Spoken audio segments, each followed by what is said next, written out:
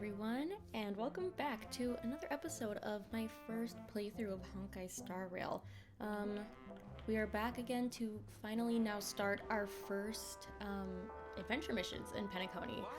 I mean, well, I can't say I haven't been doing some, I guess, of the more side type of missions off camera, like I don't know what you call it, but you know, there's been like some that take place specifically in the golden hour where like you go and help certain people like fix their like emotion dial thingy. So like I've been doing some of those off camera, but I haven't done any of the ones that, you know, would show up on like the Fates Atlas over here. So those are what we're going to be starting today. I'm not exactly sure how many we're going to do because I don't know, you know, the exact length of these, how long they're going to take me, all that type of stuff. But I know I'm going to at least try to do Envision, a Rose, Forthcoming, and Cosmic Star, just because those are the ones that are already in my, you know, missions list here. It looks like the other two you might go and pick up just from interacting with them out in the world. So I'm going to get these two off of my list here first. And then if we have time to add some other ones. My cat is purring so loud right next to the microphone, so if you can hear that, you're welcome, I guess. But, you know, so yeah, I'm gonna try to do at least these two. If we have some time, maybe I'll add in a third one. I doubt we'd be able to do all four in one video unless I want this to be like a 6-hour video, which I could do if you guys wanted. Like, if you guys wanted me to make a, like, for future adventure missions, if you want me to just do all of them into one big old video, and I'm like, yep, this is the Sound and the Fury adventure missions. Here you go. Like, I could I could do that. So let me know what you prefer. Do you prefer them to be sort of individual 2-3 hour type videos where I'm doing maybe only one or two at a time? Or should I just like clump them all in together? Because I could do that. It might take a little longer for them to get out, but I could do that. But yeah. Oh, and thank you so much for your guys' tips from, like, the swarm disaster and, like, other tips for simulated universe and stuff. I'm definitely going to, take those into account in my future, tries at swarm disaster and whatnot. Yeah, even last time, in the comments from last video, people were telling me that I should build my, preservation Donhung, so I've been trying to start building him. Also, someone told me that I should put not a preservation light cone on him, so I chose this one. Tell me if this is a good choice. I don't know. I literally didn't know. I just had this one, so I was like, I don't know, I'll use this. I don't have, like, a lot of light cones, to be honest. Let me see what I have, like. These are what I got. But yeah, people were telling me that, like, I guess since he scales on attack, it might be better to not have the preservation light cones for him. So I don't know. You guys tell me. And I was starting to build with this set here. I don't know. I don't have a lot of it, obviously. I built some of his traces too. And that's about it. I haven't been building really anyone else yet. I do need to build up my Ron Maid though. She only has like a handful of her traces decent, and then these are all, I didn't feel like any of these were good enough to level up, so I need to keep farming for more. Yeah, that's what I've been up to. I haven't done much more exploration off camera at the moment. So, yeah. Let's get started now with... Which one will we do first? I think I'll do... Since it comes up first on the Fates Atlas, I think I'll do the Envision of Rose Forthcoming first. So where does that start? You received a promotional message from a luxury store. I don't know if I can't remember if I read that or not already. I might have.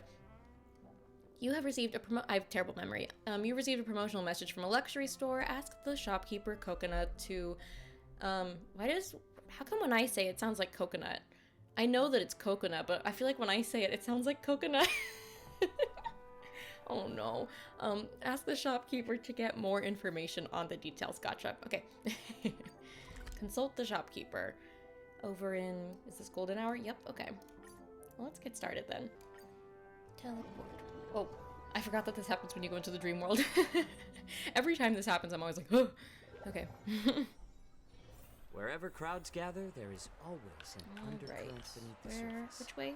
Oh, right down there. Cool. What type of shop is this? Clothing store. Hi, Coconut, whose name I'm gonna say correctly, not like coconut. Okay. Welcome, guest. I'm the shop owner here, Coconut. How may I assist you? She smiles at you with a precise smile, obviously honed from years of training. A mere notch more would be flattering, a notch less would be indifferent. Yeah, I never mastered that when I was doing retail. What particularly captures your attention is her voice. Limpid, bright, but with a hidden tinge of fatigue. Perhaps she has to repeat this umpteenth times to umpteenth customers every day. I'm sure she does. Jewelry, wristwatches. Wristwatch is such a hard word to say. Jewelry, wristwatches, handbags, and haute couture. You can find the most high-end and opulent merchandise in Penacony here. I'd like to peruse your goods. Of course, allow me to give you a general introduction first. If I'm not wrong, you're a first-time dream chaser in Penacony? Are you having fun here? I haven't tried everything yet. The Golden Hour is Penacony's most grandiose dreamscape, oh my god, brimming with the cosmos' myriad treasures. It's worth spending some time in. It's nice being young. Seeing you reminds me of the times when I was still a student. Back then, as a native of Penacony, I dared not utter a wrong word more, nor take a wrong step. Apologies for suddenly spouting such strange words. I have a few outfits that I would think would be perfect for you. Would you care to take a look, please? Oh my god, I would love to see different outfits on her. She'd be so cute. Okay, sorry. Fitting clothes are like bosom friends. You're still young and you'll encounter them eventually, so why not get to know them beforehand? I'd like to take a look at this gray overcoat. This overcoat took 50 dreamscape weavers 30 system hours to thread together. Other mass-manufactured products pale in comparison to its astounding artistic details. Wow, very haute couture. It is made from ancient materials harvested from the memory zone. Oh my god. The overall style is chic, yet elegant, perfect for important occasions.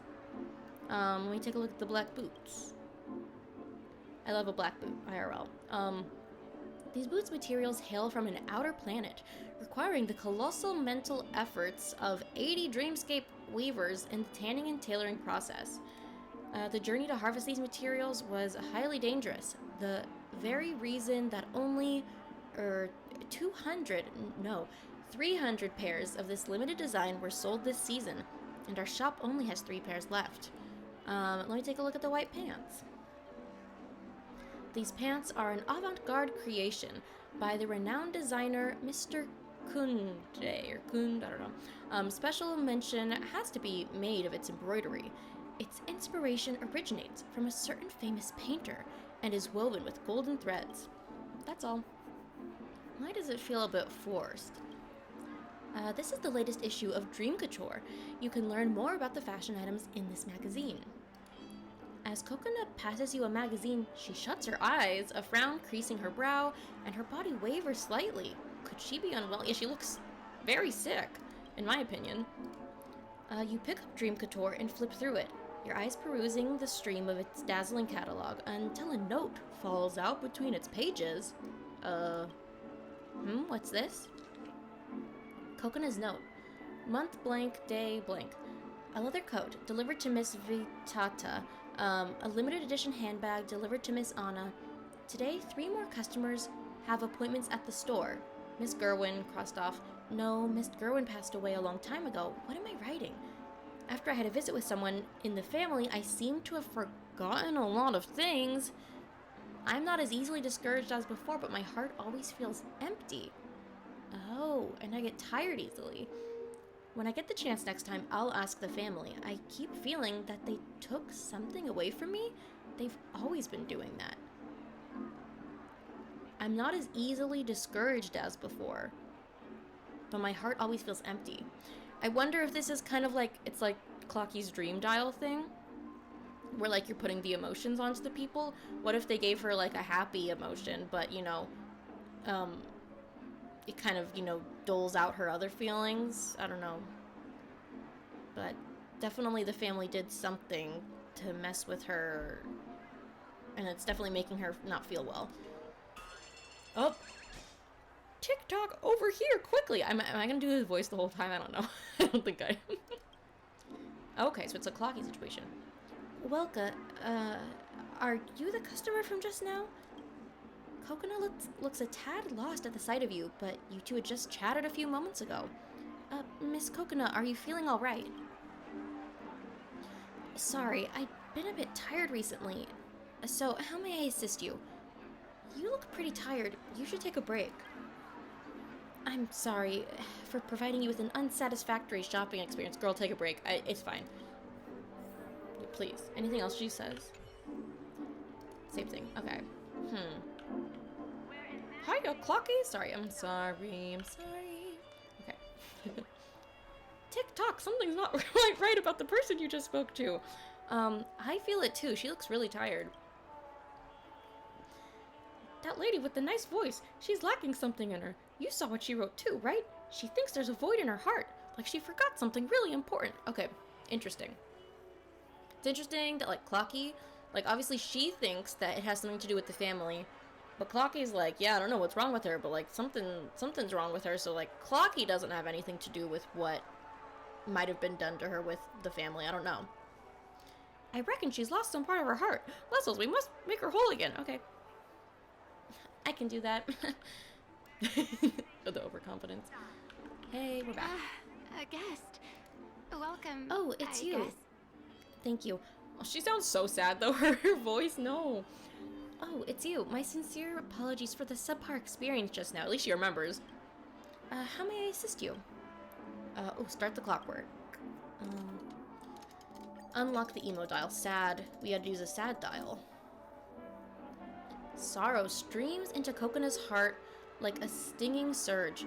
Jumbled memories and past drowning her like a turbulent tide. Oh! So, like, the sad part was taken out of her heart or her soul or something. Something like that. I don't know. She's crying now. So, this is the life I live? So meaningless. So worthless. Miss Kokona, are you alright? It still sounds like coconut in my head. I'm sorry.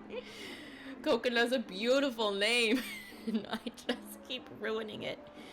I've just never pronounced it out loud before. Okay. It's fine. Coconut tightly clutches her clothes and her body starts to shiver. Whoa, it's like she just had the sadness. Now why does it feel like she's like back to how she was before? Miss Coconut doesn't look too good. Why is this happening? Can you hear me?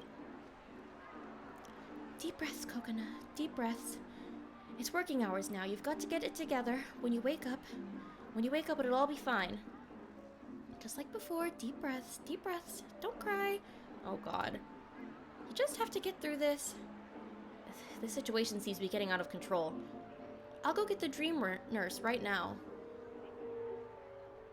Just got to wait till the light appears over the horizon. Till then. Interesting. Oh no, Cocona's emo dial has been locked. TikTok? So something locked her emo dial. Like, so we brought that sadness to her to like refill the part of her heart that Clocky feels like was lost, but now it's been locked. We're not allowed to get in there again? Weird. Does she say anything else? Deep breaths, deep breaths. Just like before. You have to get through this.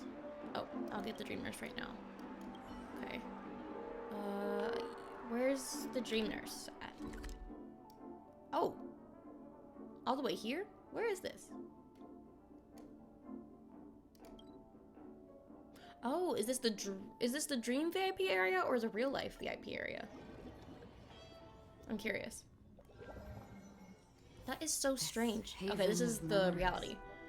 Every touch, Gosh, every but- moment is like a thorned rose. That's so strange. What's happening to her? Like, how did this come to be? I'm just so curious what they might have done with her to make her like lose the sadness part. I mean, I guess it makes sense, like considering other missions we've been doing, but like I don't understand how it all works. I guess that's my big question. Ah, okay. She's one of the mechanical people. Oh, so, oh, I didn't even know there was a collection over here. What is that? Oh, Giovanna's work diary. That might be interesting. Giovanna, if you've just woken up from a dream, remember this is reality. Miss Coconutt's not feeling well. Coconut? Oh, that luxury goods shop owner. What's wrong with her? She suddenly became very depressed. It feels like she's become somewhat dazed. Ah, probably side effects from the prior treatment. I recall that she received special treatment not too long ago. Did something happen again to upset her? She has a decent job and great income, but is always plagued by such problems. It really baffles me.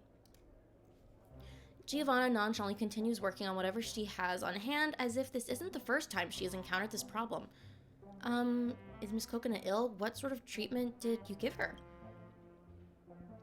The relevant personnel have already handled her emotions accordingly. Oh my god, they legit took the sad part out of her. She should have already forgotten all the unhappy memories. Conversely, forgetfulness, sleepiness, and dulled reactions are unavoidable side effects. Please forgive me for not being able to reveal too many. Oh my god, I just realized. Because yeah, if they took the sadness part out of her, that's why in her notes, she was like, oh, I have an appointment with Mrs. Gershwin today. Oh wait, Miss Gershwin died. She forgot that she died because that was a sad memory, and that's why she forgot about it. Oh my god. Sorry, please forgive me for not being able to reveal too many details regarding the treatment. It's a rule set by the family. Thank you for informing me of Miss Coconutt's recent situation. I will dispatch people to deliver more of the special drink to her. Special drink? It's a very special recipe of Soul Glad, specially prepared for those like Coconut, a special drink unique to the dreamscapes. Drink it within the dreamscape and she will temporarily forget her troubles and suppress those negative emotions, allowing her to properly focus on her work and lead a normal life. Oof, let me deliver it to her then. I'm quicker than you. You mean... I understand. I'll give the special drink to you then. Please, deliver it to Miss Coconut. You're such a helpful dream chaser. I've met many guests from all walks of life. Those with character comparable to yours are very few and far between. Yeah, that's that trailblazer in me. I just help everyone for some reason. I'll be troubling you with this matter then. Just as well, I have other guests to look after right now. Giovanna is visibly pleased that she can end this conversation quickly. She turns away and busies herself with her many tasks. Interesting. Soul Heal Special Mix. A special beverage given to you by Giovanna, the Dream Nurse. It helps to suppress negative emotions and assists people in engaging with their normal jobs in life. I mean, I don't know much about, like, real life, like, antidepressant type of things that you would have in real life, but I have heard that, like, IRL, sometimes antidepressants can make, like, if it's the wrong kind for them, sometimes it can make people feel a bit, I don't know, Haven of memories. not empty, but, like, sometimes it, like, takes away some of their drive. I've heard this from people before who've been on antidepressants, and then they have to change to a different one because it was kind of, like, doling things too much for them. Seems like Coconutt's has been given the wrong type of antidepressant from the family, and she needs one that, I don't know, doesn't make her be in a daze like this, because that kind of just feels a bit dystopian to me, you know? Kind of just like, oh yeah, like, she's just, like, she should be happy enough, but, like, you know, that's not how real life works. You aren't just happy because the juice says you're happy, you know? Like, she just can't be happy from happy juice. She's still gonna have to deal with the real things that bother her. And, like, obviously, I mean, I'm sure she makes good money owning a haute couture fashion store, but obviously, I'm sure that's a draining job. I was extremely drained working in clothes retail. It's a very complicated, high-stress type of place. Coconut is still standing there, trying her best to smile. Fine beads of sweat emerge from her forehead.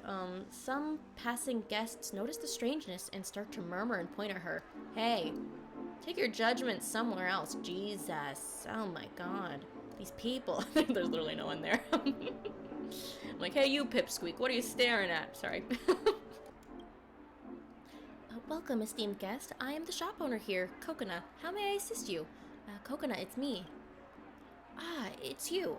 I'm all fine now. Thank you for your assistance. Back then, I was just momentarily shocked. I never thought I had forgotten so many things. Look, I'm all recovered. I'm able to work just like before. Miss Coconut has suddenly returned to normal. But I still feel like something's off. Better chat with her some more. I brought the Soul Heal special mix. Thank you, but I don't need such a thing any longer. I'm very happy to remember the events that happened in the past, even if they brought back unhappy memories. They're all bygones. I used to be trapped in my hesitation, afraid to move forward, but now I think I've finally found a way to resolve it all. I'm truly happy, madam. I really am truly happy. You're sure you're really all right? I've never felt this good before. Please, don't worry about me. If there's nothing else, I'd better get back to work. I really miss the gentle breeze and grass in real life. I really want to find a quiet, soft meadow, lie in it, and doze off. I'll take a walk with you. I can't. It's work hours now. I can't simply leave my station. But if you really do wish to help, I do have a request to ask of you. I lost something at the hotel in the Dreamscape. It was a record. Could you help me bring it back? You look like you have a mighty air about you. You definitely won't be intimidated by those strange incidents going on in the hotel.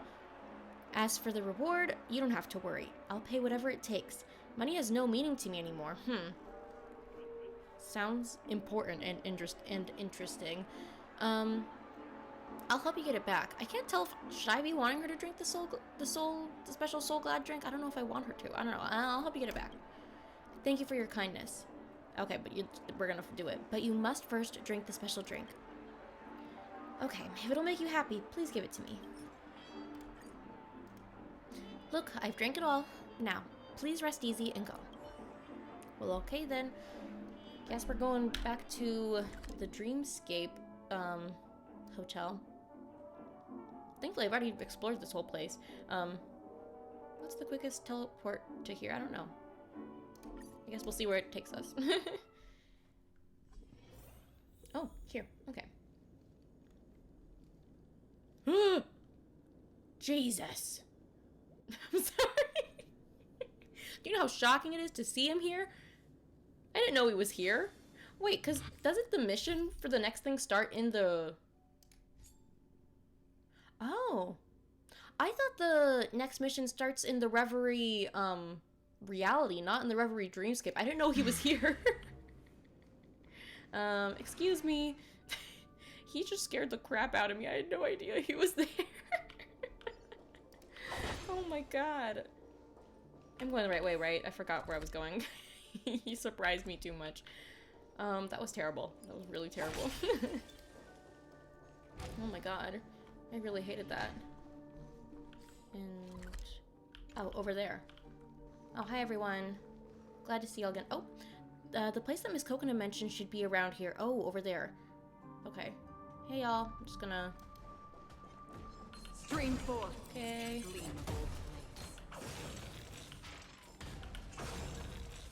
Wow, there's a lot of people around here. Like, hey y'all. Didn't know there was a party happening. But ooh, there's a lot of people surrounding. What's going on over here? Intense emotions will cause anomalies in the dreamscape. It appears that the emotions contained in that record are quite strong. Oh, like they're all surrounding it. I should be able to get the record after eliminating those misshapen creatures. Time to fire on all cylinders. I love the way that Lussel's mind works. Okay, sorry. Let's do some of this. More seasoned. I'm honored by your presence since you're already here. Those little sound effects Why are not so have funny. a meal before you leave? Let's just, I don't know, do this, I guess. I don't know. Bing, bing. Oh, should I go on you? I don't know. Ready for another? Perhaps. Yeah! I weep for the Guy just departed. freaking chomped me. Leave me alone. It too shall fall. You got him? Looks like it. Okay. Fantastic. A record laden with dust and scratches. Looks like it can't be played any longer. Okay. I was wondering what type of record means. So a record's like a music record type of thing. There's only one song recorded on it, and its name, quest name drop, Envision a Rose Forthcoming. In any case, I'd better bring this back to her first. This is very mysterious. Anything else? An old record tape. Yeah. Interesting, right, guys? Okay. I was talking to them, not you guys, by the way. Alright, let's go back. So curious. This haven of memories. I wonder what the Every record is. touch, I mean, it was very important to her. every Oh, she moment just threw up. is like a thorn. She does not look well. It was very important to her. She said she would do like, she would pay anything to get it back, so it was really important. This so-called soul heal special mix. It's disgusting. It's just to make me stay obediently here, to make me forget who exactly I am. That thing, I don't need it ever again. Never again. What thing? Barfs, barfs. Oof. Oh god, what the... Oh, I'm so worried about her, like for real. Welcome, esteemed guest. Oh, it's you. Look, I didn't forget this time, huh? You've already retrieved the record? Wonderful. Is it very important to you? I'm just somewhat nostalgic of the moments it holds. Coconut takes the record and fruitlessly tries to clean up the grime on the record, but to no avail. To think it's really this worn out. There's clearly some strong emotions tied to it with the way that all the anomalies were surrounding it. After I lost it on that day, I had never thought I would ever get it back. Thank you. Tonight I will fall asleep while listening to it. Even better if I don't ever wake up. To a scarred and battered soul, this is probably the best ending. Coconut's tone is a little strange. Yeah, I'd say so. Tick-tock, Lessels! Get over here, quick! I have something to tell you. It's urgent. Get over here. Okay. I'm really worried about her. Hey, Clocky. Tick-tock, Lessels. I think something's very wrong. Coconut's change is too abrupt. I'm really worried about what she's thinking. We patched up Coconut's lost emotion and made her memories somewhat more lucid, but it just made her sadder. I've got a feeling she's being tortured by something horrific. I've got a bad feeling that if we leave her alone here, something very bad will happen. We can't leave her alone. Yes, we can't leave Coconut alone. It may be I'm sorry that I have to do the voice, guys. I have to do the voice. I have to. It would feel weird trying to be like, hey guys, I'm Clocky. Yeah, the emotions are bad. No. we can't do that. It may be a bit intrusive, but the only thing we can do is take a look inside her heart. Oh. Very like magic school bus style. Like shrink down and go inside her heart. We have to give her a hand if necessary. That record she values so much could be used to break the locks over her heart. Go try it now. So we're going to play the record. Do we have a record player? Although, she calls it a record, but it's like a tape. Coconut's eyes stare at the record, oblivious to everything around her. It's as if she's been completely devoured by her dejection. We will not abandon you. Clocky and I stand strong. Ooh. Oh no, this person's emo dial is locked. But we might be able to find a suitable replacement lock cylinder. Oh, since the record holds such a strong emotion, it could be used in place of the, gears. Okay, that's interesting. You're about to enter Coconut's dream emoscape? Wait, her we're gonna enter it? Are you ready? What? Whoa, I haven't done this ever. Whoa, oh, this is her personal... Whoa. This is the world of Coconut's heart? Swaying buildings on the verge of collapse, and such dizzying heights. Coconut's up ahead, gotta catch up to her. Whoa, this is so strange. Coconut's inner world. Like, this isn't a real... Wow. Oh, she's running! She's going! Oh, Who's that? The tide of memory surges towards you and the waves pass through you. When you come to your senses... Oh. Does it say here?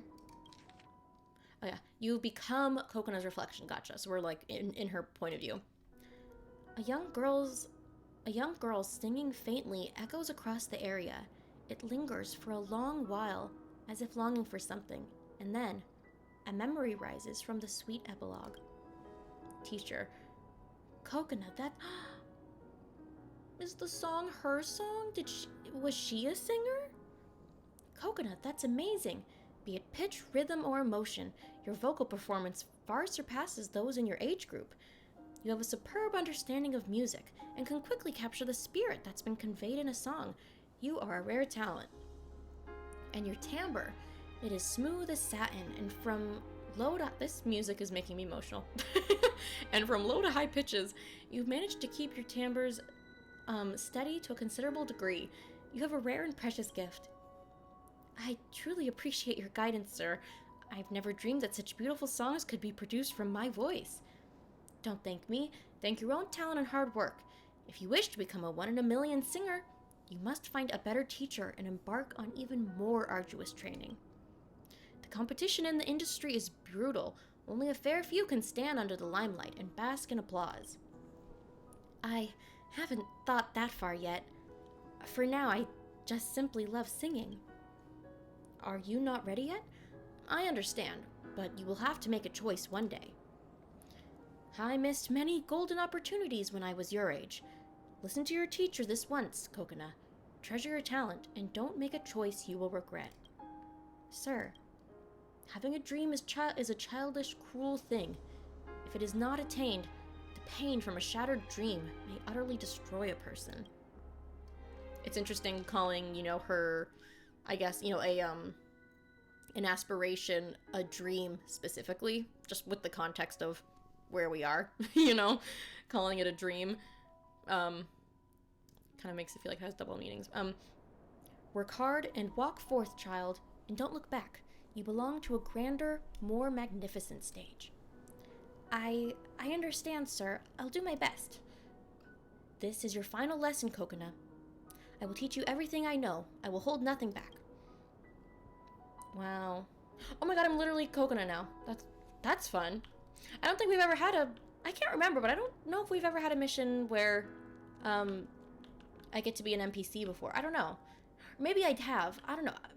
Maybe there was one on the Lawfu. I don't know.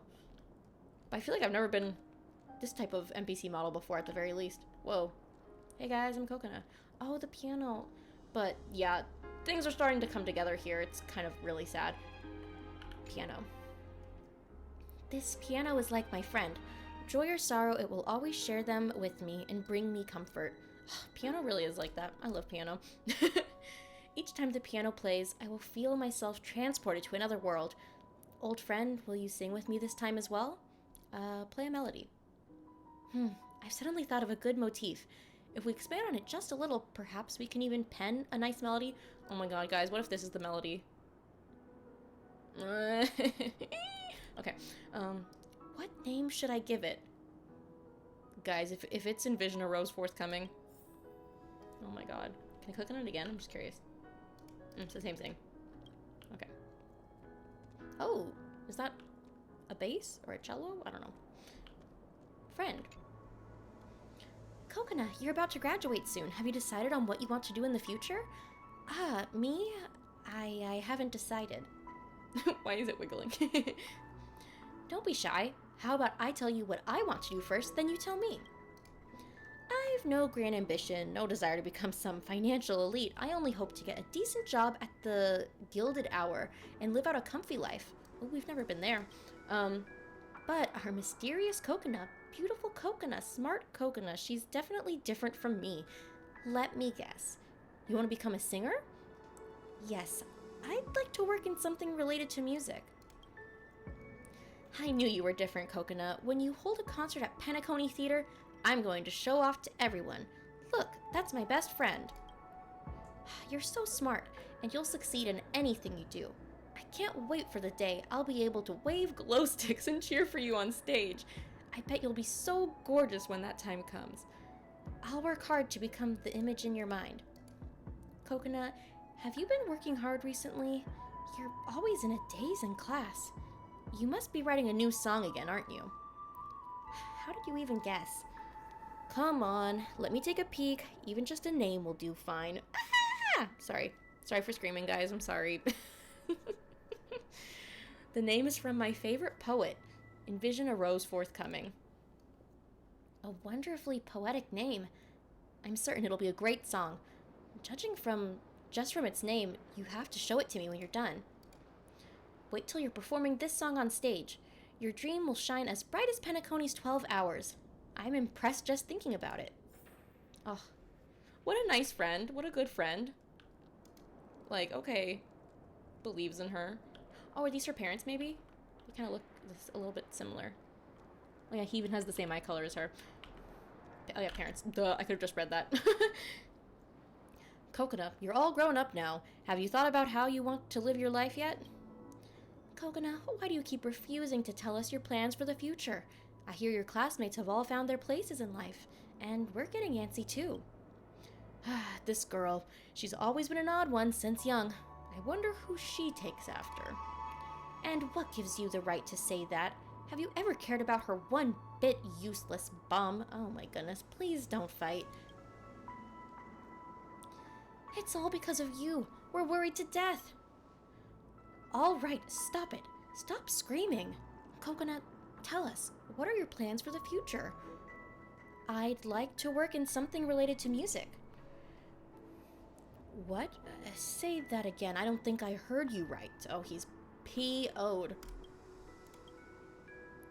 I knew it. We shouldn't have let her join that student choir.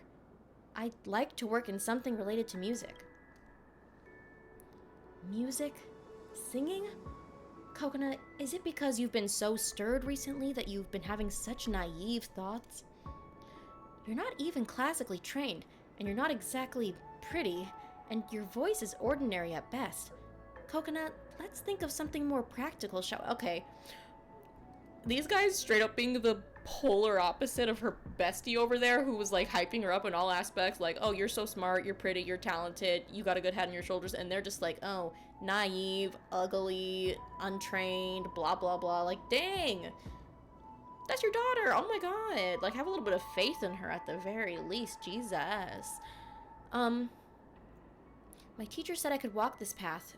I want to go out and learn and work hard for a scholarship. Learn? How many more years do you want to study? You're not young anymore. Stop acting like a naive child.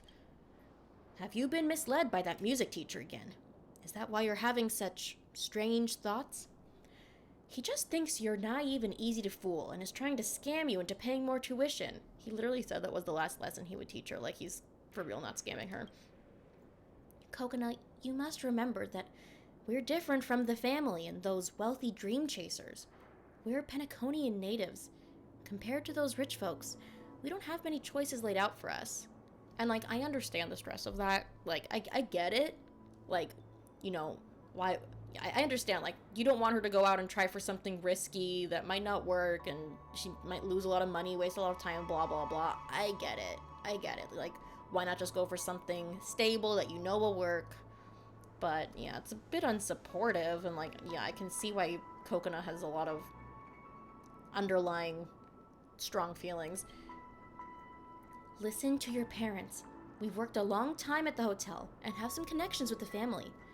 I heard that there's a luxury goods store at the golden hour that's hiring. Why not give that a try? So is this the moment that she began working at the store she eventually became to own? Is this the moment where she gave up her dream? But singing is my dream. Kid, why are you so stubborn? Mouthing off the word dream in Penacony? Do you not think yourself strange? When you accept this job, you'll be so immersed in dreams all day that you won't ever want to wake up. What's there to gripe about? Coconut, Mom knows that you love singing, but hobbies are just that, hobbies. They aren't meant to be a means of living. You should face reality and then make a proper decision. For once, I agree with your mother. You should choose carefully. Do not disappoint us. Work at the luxury goods store. No, I wish to work in something related to music. Choose carefully, do not disappoint us. Oh, I have to choose? No, but I feel like it's gonna be that thing where, like, even if I keep choosing music, eventually it's gonna make me work at the luxury goods store, because, like, this is her reality, right? No, I wish to work in something related to music. Choose carefully, do not disappoint us. Your only choice is to work at the luxury goods store. Poor Coconut, that's so sad. I mean, like, it's not the worst thing in the world, but, like, clearly the dream means so much to her, and, like, she's, like, worked so hard and all that, and, like, it must not feel good to, like, have your parents not support you on that, you know? I feel like that would be so difficult, and, like, yeah, there's clearly a great sadness in her heart from this decision. But, like, she did it for this, she did it for the smiles on their faces. It's so disappointing. Right, that's our girl. When you officially start working, we'll help you save up your wages for you first. When you're ready to get married, we'll return them for you. That's lame, too. You don't know the first thing about managing your expenses. It's better that you keep your wages with us. Ugh. But if she's an adult, wouldn't it be better if you just teach her how to manage her wages, not just behold them from her? Like, I don't know. Of course, father, mother, no matter what you say or do, it's all for my own good. I don't like them. And this looks like maybe a package you would, this feels like a package you would get from a luxury store. That beautiful and intricate gift box holds my already rotten future. Oh, that's so sad. Coconuts just up ahead. What memories will I encounter this time? Maybe I have to see this through to the end to reach the depths of her heart. Oh, poor Coconut. Sustenance anchor. Who's this? Continuing to the sea of memories to experience Coconut's past firsthand. An old lady who is... Oh, I wonder if this is Mrs. Gershwin. An old lady who is dressed to the nines stands outside the luxury store as if waiting for someone to arrive. Yep, or Gerwin. I kept saying Gershwin. Okay. Mrs. Gerwin, you're here. What would you like to look at today? Coconut, you're finally here. I've waited for you for so long. My apologies. I was taking stock. Were you satisfied with the long coat the other time? Of course, everyone complimented me when I wore it out, as if I looked 10 years younger. Finding clothing that suits you is as difficult as finding a soulmate. It's all thanks to your recommendation that I've been able to find quite a few soulmates. That's great. You're especially suited for cooler tones. It matches your skin tone and body shape. Your voice is ever so melodious. If I recall correctly, you love to sing, right? My son studies music too, and you two should talk when you're free. I'm afraid you've recalled wrongly. I've never studied music before. I was just joking. You know how people ramble at my age. Accompany me around the store. I haven't heard your voice in a while, and I do miss it. Yes, please follow me. That day, Mrs. Gerwin had a fruitful haul. The capable and down-to-earth Coconut did not take long to become the store's star employee. Well, and that's how she eventually became to own it. Interesting. Who are these people? Oh my god, are they freaking bad-mouthing my girl? Oh, I wish I could fight them in this body. These are her annoying-ass coworkers. I hope she fired them when she became the owner. Okay. Congrats, Coconut. I've heard that Mrs. Gerwin and Mr. Relk are both infamously tough customers, picky and rude. If only I had a beautiful voice like yours, I'd surely mesmerize those fat cats into emptying their pockets on their own. They aren't like that. I'm only being sincere to the guests. Are you saying your attitude isn't sincere? Or our attitude isn't sincere? That's what she said, right? Yeah. You're saying our attitude isn't sincere? We all know someone even ran into you having a meal with Mrs. Gerwin's son the other time. I heard you two were getting quite cozy, too.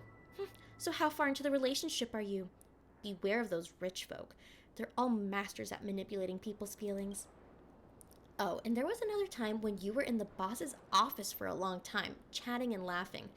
I bet you got quite the windfall in customer leads, didn't you? It's not what you think. Like, she's not getting special treatment, y'all. Like, maybe she's just better than you? Damn, okay. Jealous. No, but the crazy thing is, this is, like, literally what it's like working in a competitive retail environment. Because why did this literally happen to me at work, guys? I'm not even joking. Except the lady who was being my bully was, I'm not even joking, 75 years old. She was 75 years old, and she was talking crap about me behind my back. I can't go back to those memories. I can't. Coconuts' life is too real. Come on, it's fine. You're still young, and it's perfectly normal to be showy about these things. You think the more senior staff don't think about using relationships to skip ahead? They just don't have the means for it. You Penacony natives sure put everything on the line, willing to go the whole length just to rise through the ranks. Oh, right. I hear you also got this job through connections? A word of advice from someone who's been around the block? These parlor tricks are enough for you to find a decent job, but to knock on the door of the elite with such moves, you're better off giving up now. Oh my god, they're so jealous of her. They're so intimidated by her. Oh my god. Coconut, you're living in these people's mind rent-free. It's crazy. She's got haters just because she's so good at stuff. Oh my god, okay. Huh? Oh, don't cry. It's all my fault. I shouldn't have said this in front of everyone. It's getting late. I'm clocking out. I'll leave the next systems hour shift schedule and that report to you. Thanks. Sure. Amidst low snickers and jealous stares, Coconut returns to reality, dreading the next day's arrival. Oh boy. Ugh. Ew. They're literally gross. Ew. Whoa. I feel like this person's design is quite unique. I feel like I haven't seen someone with a design quite like this before. Shopkeeper. Tattletale. Okay, so this is the owner. And then this is... Okay, let's see what the situation is. Coconut, what's wrong with you recently? If you keep this up, I'm going to start wondering whether I should renew your work contract. There's a problem with this recent batch of goods. I can't scam our loyal customers. Who told you there was a problem with these? Coconut, you best remember, in the golden hour, those wealthy customers don't care about product quality, just branding. As long as there's a brand and a story, they'll gladly buy even a torn hemp pouch. The rich care not if a purchased... Whoa, this is hard to read. The rich care not if a purchased pair of shoes is easily worn because they've never had to rely on their own feet to walk. Do you get it now? But it's still lying. This feels unfair to the customer. If lying is cause for punishment, you think those indolent rich folks would still be alive now? Dang. Truth, though, I guess. Speaking of lies, isn't this entire dreamscape a beautiful lie spun by the family? Wake up. No one cares if what you say is truth, as long as you can get people to foot the bill. Also, I've already received more than one complaint these past few days from other employees that you maliciously stole away their loyal customers and damaged our work culture. To be honest, I'm quite disappointed in you. Oh my god. These supervisors are annoying too. Coconut, no wonder you're depressed. I would be too. Your family's not wealthy, right? Then stop posing like you can afford to maintain so-called virtues. It's terrible. That's terrible. You really think Penacony is some beautiful dream? Let me tell you, the reason it burns so bright is because of fuel, like us. I'll give you a deadline of 5 system hours. If you can't get your performance up to par by the end of it, just go home. How can I do better? That's not a problem for me, is it? I mean, it kind of is the supervisor's problem a little bit. You should think about it yourself. You should absolutely rid yourself of your bad habits and learn from your coworkers. God, that's annoying.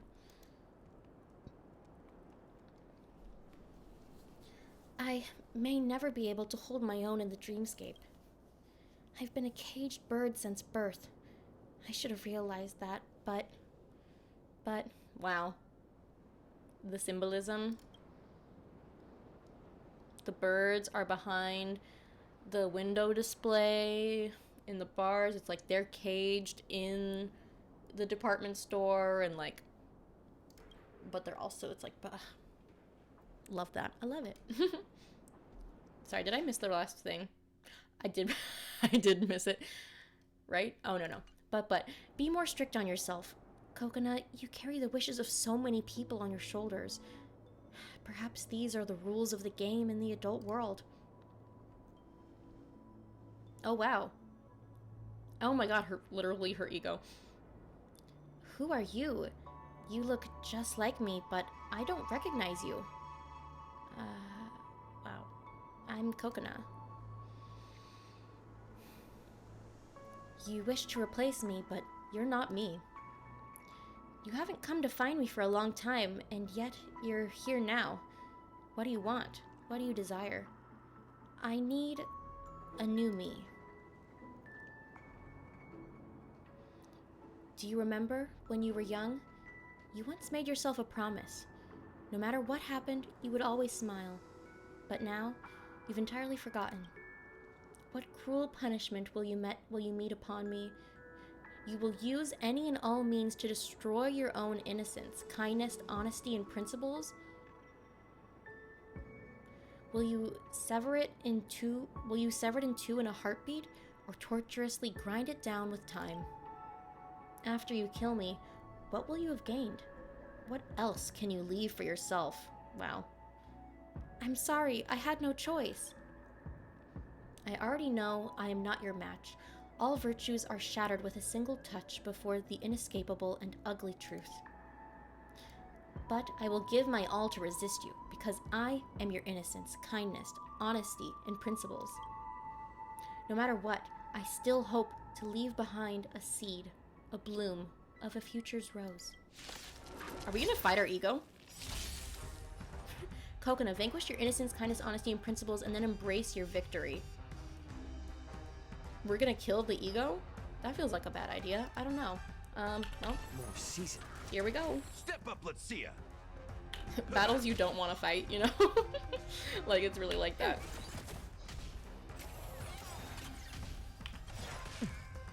I'm honored by your... Since you're already here. This is crazy. Why not have I'm a like meal so sad for before you Coconut, and like I feel Another like journey begins. her story is probably so relatable to a lot of people. Destined for oblivion. I weep for the departed. I don't know. And like it's exactly like what her teacher said. You know, back in that first memory with the teacher, where he was like, you know, he's like, you go live the dream. Like, if you don't do it now, like, you'll regret it. Like, We've hardly any time left to Okay. say farewell. 1 second, Acheron. But like, you know, I don't know. Like, it's kind of like what he said. You know, it was true. It was the truth. I feel. It too shall fall. And like, he probably had that perspective as, you know, an elderly guy. You won, Coconut. Remember, to leave a seed for yourself, to leave a blooming of a future's rose. She's gonna eat the suspicious ice cream. I don't need that version of myself anymore. She only brings me harm. From today, I'll start learning how to live again. I'll integrate myself into their world. I'll free myself from this sadness. I still remember the only hint of sweetness in my life. That sweet ice cream looks unmeltable in memories. What will the final memory have in store? Oh, do you think this is Mrs. Gerwin's son? Or who is this? Coconut, who lived in cold darkness, used to possess a single ray of light. Used to. Uh-oh. Used to. Feels not good. Pound. I've thought it through.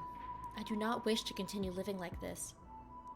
After winning this match, we will earn enough money to leave Penacony. Still remember that planet we talked about? Blanketed in azure seas? It has distinct seasons and is a place where we can truly live. We would be with each other, and we could pursue our own dreams. I wonder if this is Mrs. Gerwin's son.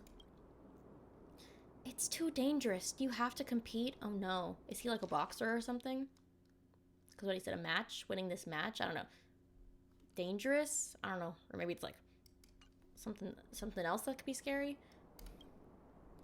Coconut will have no problem supporting ourselves temporarily with your income, but you and I know that this isn't the life we want. We clamor to be birds soaring through the skies. This life shackled in dust does not belong to us.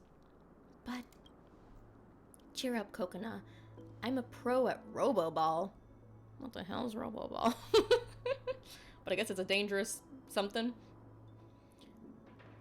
I don't know if this is Mrs. Gerwin's son because she said he was a musician. This might just be another guy who she, had a connection with. I'm a pro at Roboball. Look. Coconut's lover poses comically, eliciting a laugh from her. They embrace and cuddle up against each other yet again. I'm noticing, for the first time, that Penacony looks quite pretty in reality as well. The neon lights of the dreamscape makes me think of the unfathomable sea. I feel lost all the time. The people who built Penacony, what intentions did they bear? Did they think that one day there'd be someone foolish enough to flee this haven that they built? Penacony is a wondrous dreamy illusion to outsiders' eyes, but only we know its true nature, Coconut. You're right. Buried are their numerous remnants of people's dreams beneath the golden hour. Inspiration has suddenly struck me. Envision a rose forthcoming. Yes, I know how to end this song. Wow, she's been writing it all these years, or all this time. I assume it'd be years by now. I've also made up my mind. Huh? The ending is, in 10 days, we will board the spaceship departing Penacony and wake up from the dream, embracing our real lives. Before that, I have to train hard and reach my best state to bring back the trophy for you. Coconut, are you really not coming to see me? Pound, I get nervous too easily, and you won't feel relaxed either if I'm watching the match. I should also take this time to hand over my work. All right, it's decided then. Await my triumphant return, Coconut. When the time comes, we'll meet at our old haunt. Why do I feel like he's not coming back? Oh no, what's gonna happen? This is depressing. Sorry. I know it's rude to call this thing ugly, but it just is. I'm sorry. Before leaving Penacony, there are still some things to collect. Okay. What do we got? Just a couple little pieces. The chairs are really so cute. They look like little cups. Okay. Oh. Coconut, I'm going to Taikian and joining the competition. So I'm guessing maybe that's a different planet, because that doesn't sound like something that would be named on Penacony.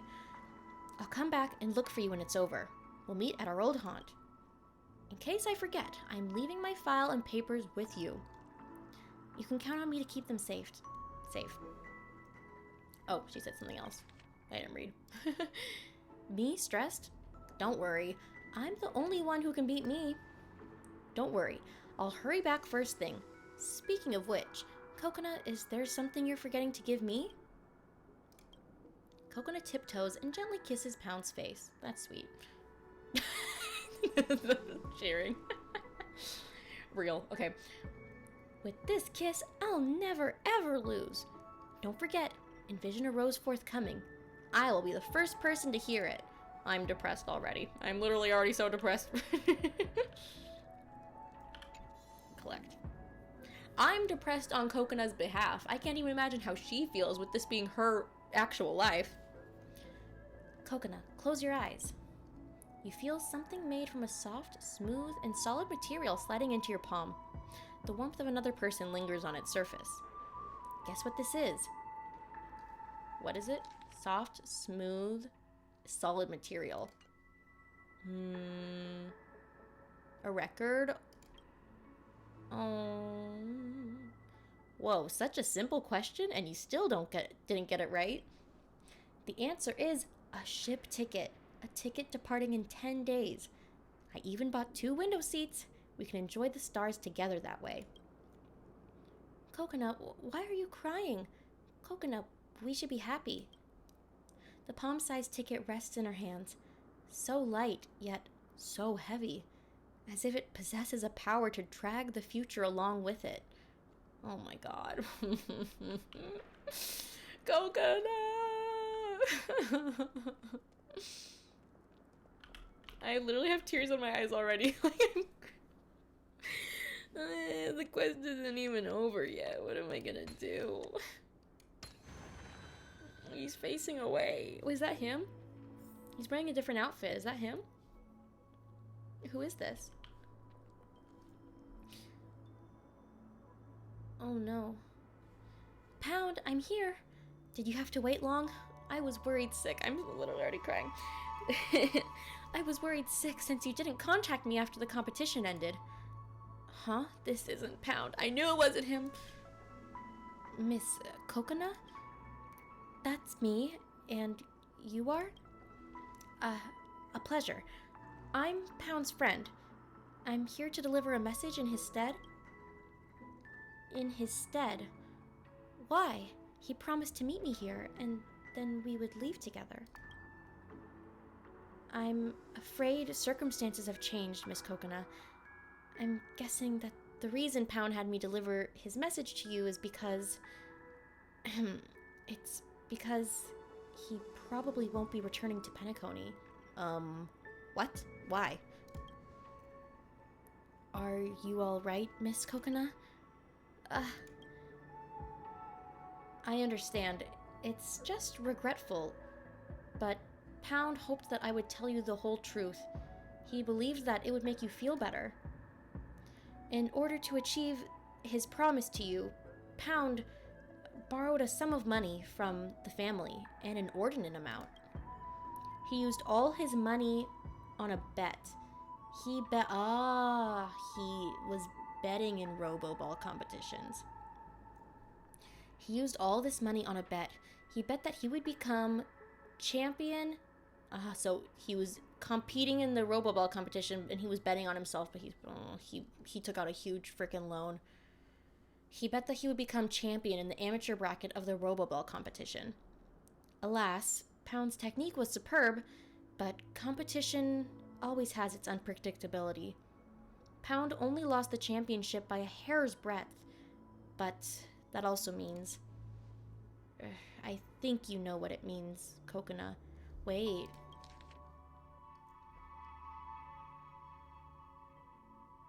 Wait, I'm curious. So if he borrowed a huge sum of money from the family and he's not able to pay it back, what does the family need from him to repay that loan? Is he safe? Truthfully, Miss Coconut, I don't know. And I don't think I want to know. This news may be hard to swallow, I understand. But you should understand. Pound really cared for you greatly, and hoped that he could trade himself to fulfill your wishes. Otherwise, he would not have undertaken such a great risk. What happened? Did the family kill him because he couldn't repay his loan? I don't understand. What happened? Oh my god.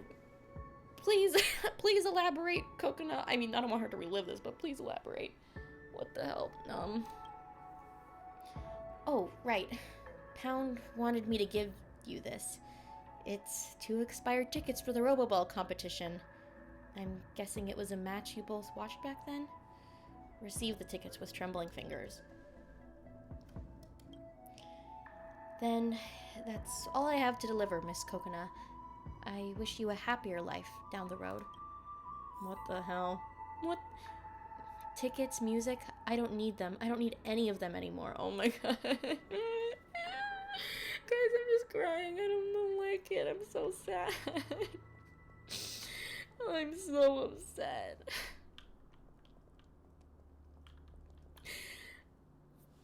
I'm so upset. Discard the things that induce heartbreak. I don't understand what happened to him.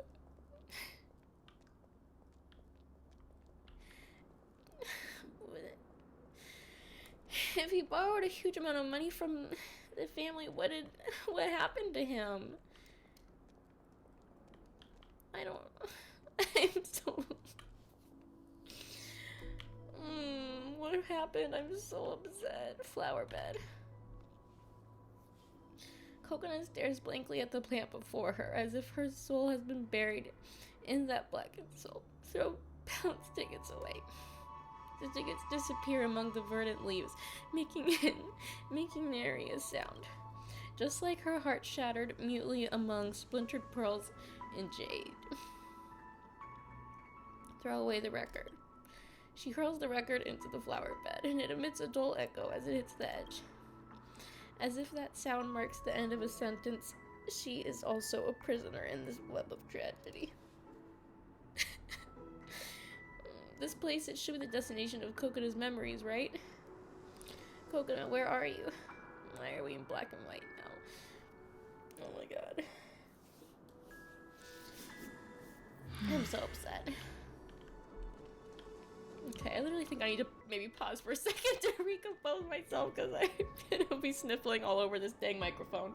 Okay, I think I've calmed down a little bit. Guys, it's like literally 3 p.m. It's 3 p.m. and I'm sitting here crying my eyes out playing Honkai Star Rail on my computer. This is terrible. This is terrible. Okay. Where are we going? Catch up with Coconut. Where is she? Oh, what's she doing at this edge over here? Coconut is standing at the edge of the rooftop, a silent wind breezing against her silken hair. A single teardrop is carried by the winds towards you, grazing your cheek. It's still boiling hot. Coconut, I must calm her down. This may be my last chance. I have to help her out. Coconut, it's me. Please, let me leave. I've heard it all by now. It's all pointless, no matter how much effort I put in. Coconut, do you remember your song, Envision a Rose Forthcoming? That song. It probably can't be called a complete song. It's nothing but a third-rate, defective piece of work. Just like what I am now. To survive in this world, I have kept cutting off pieces of my own soul and discarding them until finally there's nothing left but an empty shell that detests life. On the path to becoming a shop owner, I discovered many inner qualities that made me hate myself. I betrayed myself time and again in exchange for what is so-called success in the eyes of others. But I was unable to change totally. Guilt always caught up to me, inevitably interrogating my conscience. I was too twisted, and it was too painful. This dream had no place for me. As long as there's life left, everything is worth saving. No matter what happens, don't give up on yourself. Give up? No, this is my salvation. Thank you for your compassion, but I'm afraid you won't understand. For someone like me, this choice isn't up to me. The voice within guides me. I have no freedom, and I'm only to be led by them. It's all right to respond to it, even just once. It agrees. As long as I follow it, all bad things will disappear. Ugh, gosh. Please, talk to me, Coconut. Your life. I bet it was fulfilling and lively, no? That's why you think that all hardships can be overcome through talking. Talking to your closest friends about your most innermost truths. I've tried it before, many times. Sometimes it's begging, sometimes it's a struggle, and other times I'm drowned by its black tide. No matter how hard I try, the outcome stays the same. I can't win. I just can't. Come with me, Coconut. Listen, it's here. It's finally taking me away from this place of sorrow. Come with me, Coconut. Don't listen to the voices, Coconut, please, God. Leave this place. Leave all your troubles behind. You watch Coconut leave or grab her hand. I don't want her to go. I'm gonna grab her hand. You grab... Oh my god, look at the grayscale. It just went down a little bit. Am I going crazy? I feel like the grayscale just became a little more saturated. You grab Cocona's hand in one sweeping motion. The touch of icy cold shoots a pain up your arm, the warmth seemingly draining from your grasp with each passing second. Miss? Who are you? Oh my god, what? Do you wish for me to stay? To stay in this world with nothing but desolation? To continue bearing suffering? You shouldn't have interfered. You have no right. I can't take this anymore. This is my limit. Let me go. Please. Let go, let go. Grab her hand. I ain't letting her go. No, please. I don't want her to go. The colors is coming back more and more. I'm sorry, Coconut. I can't just stand by and watch and let you fall. Your grip remains tightened over Coconut's hand, trying your utmost to transfer your warmth to her. Do you think that you're helping me? You're hurting her. You hurt her. Don't you think others have tried? You think I've never met people like you? They're all just trying to do something in the spur of the moment to feel good about themselves. None of you can understand. You're not helping me. No. Let me be free. Let go, let go. Grab her hand. Oh my god, it's fully saturated now. I'm sure I don't understand, Coconut. But I know, as long as there's life, there are possibilities. The surface of her cold skin appears to have grown hooks. Sharp, searing pain pierces into your palm. But you refuse to let go. Idiot, idiot. I've had enough. I've had enough. All of you keep showing up in my life one after another, giving me false hope time and again. Don't believe in promises again. Don't be fooled again. And then abandoning me halfway, leaving me to pick up the pieces, leaving them to grow on me like parasites, decaying, spreading. I can't bear it any longer. I've had enough of playing the tragic support role in all these stories. All that suffering. Please, let it end. I don't want to struggle any longer. Let go. I'm grabbing the hand. I don't know what you expect me to do. I'm not your family, your mentor, not even a doctor. All I know is it's absolutely not the time to let go right now. You lose almost all the feeling in your own hand from the cold and pain, but you still hang on even more tightly. You see the sadness on Cocona's face, her loneliness and rage slowly subsiding, replaced by a sliver of puzzlement. Ellipses. I will always hold on to you till this dreamscape disintegrates, even if I have to force you to stay here.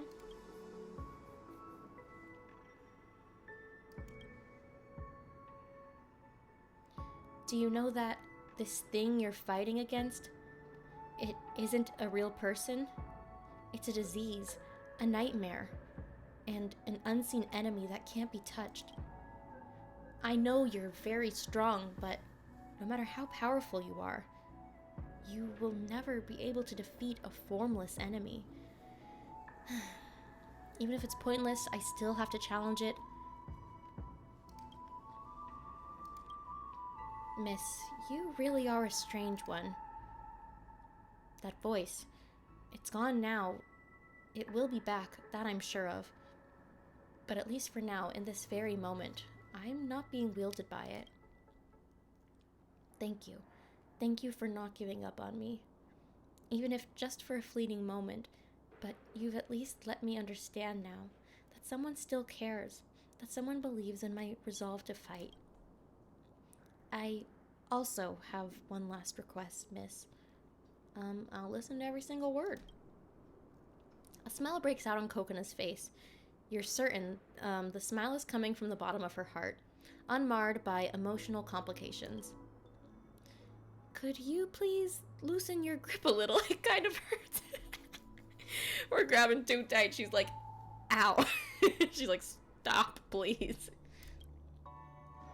That's funny. Now we're gonna go back to the golden hour, maybe? This haven of memories. Coconut, where could she have gone? Every Please tell me she touch. ditched this place. Every I have to moment. find her quickly. I hope everything's alright.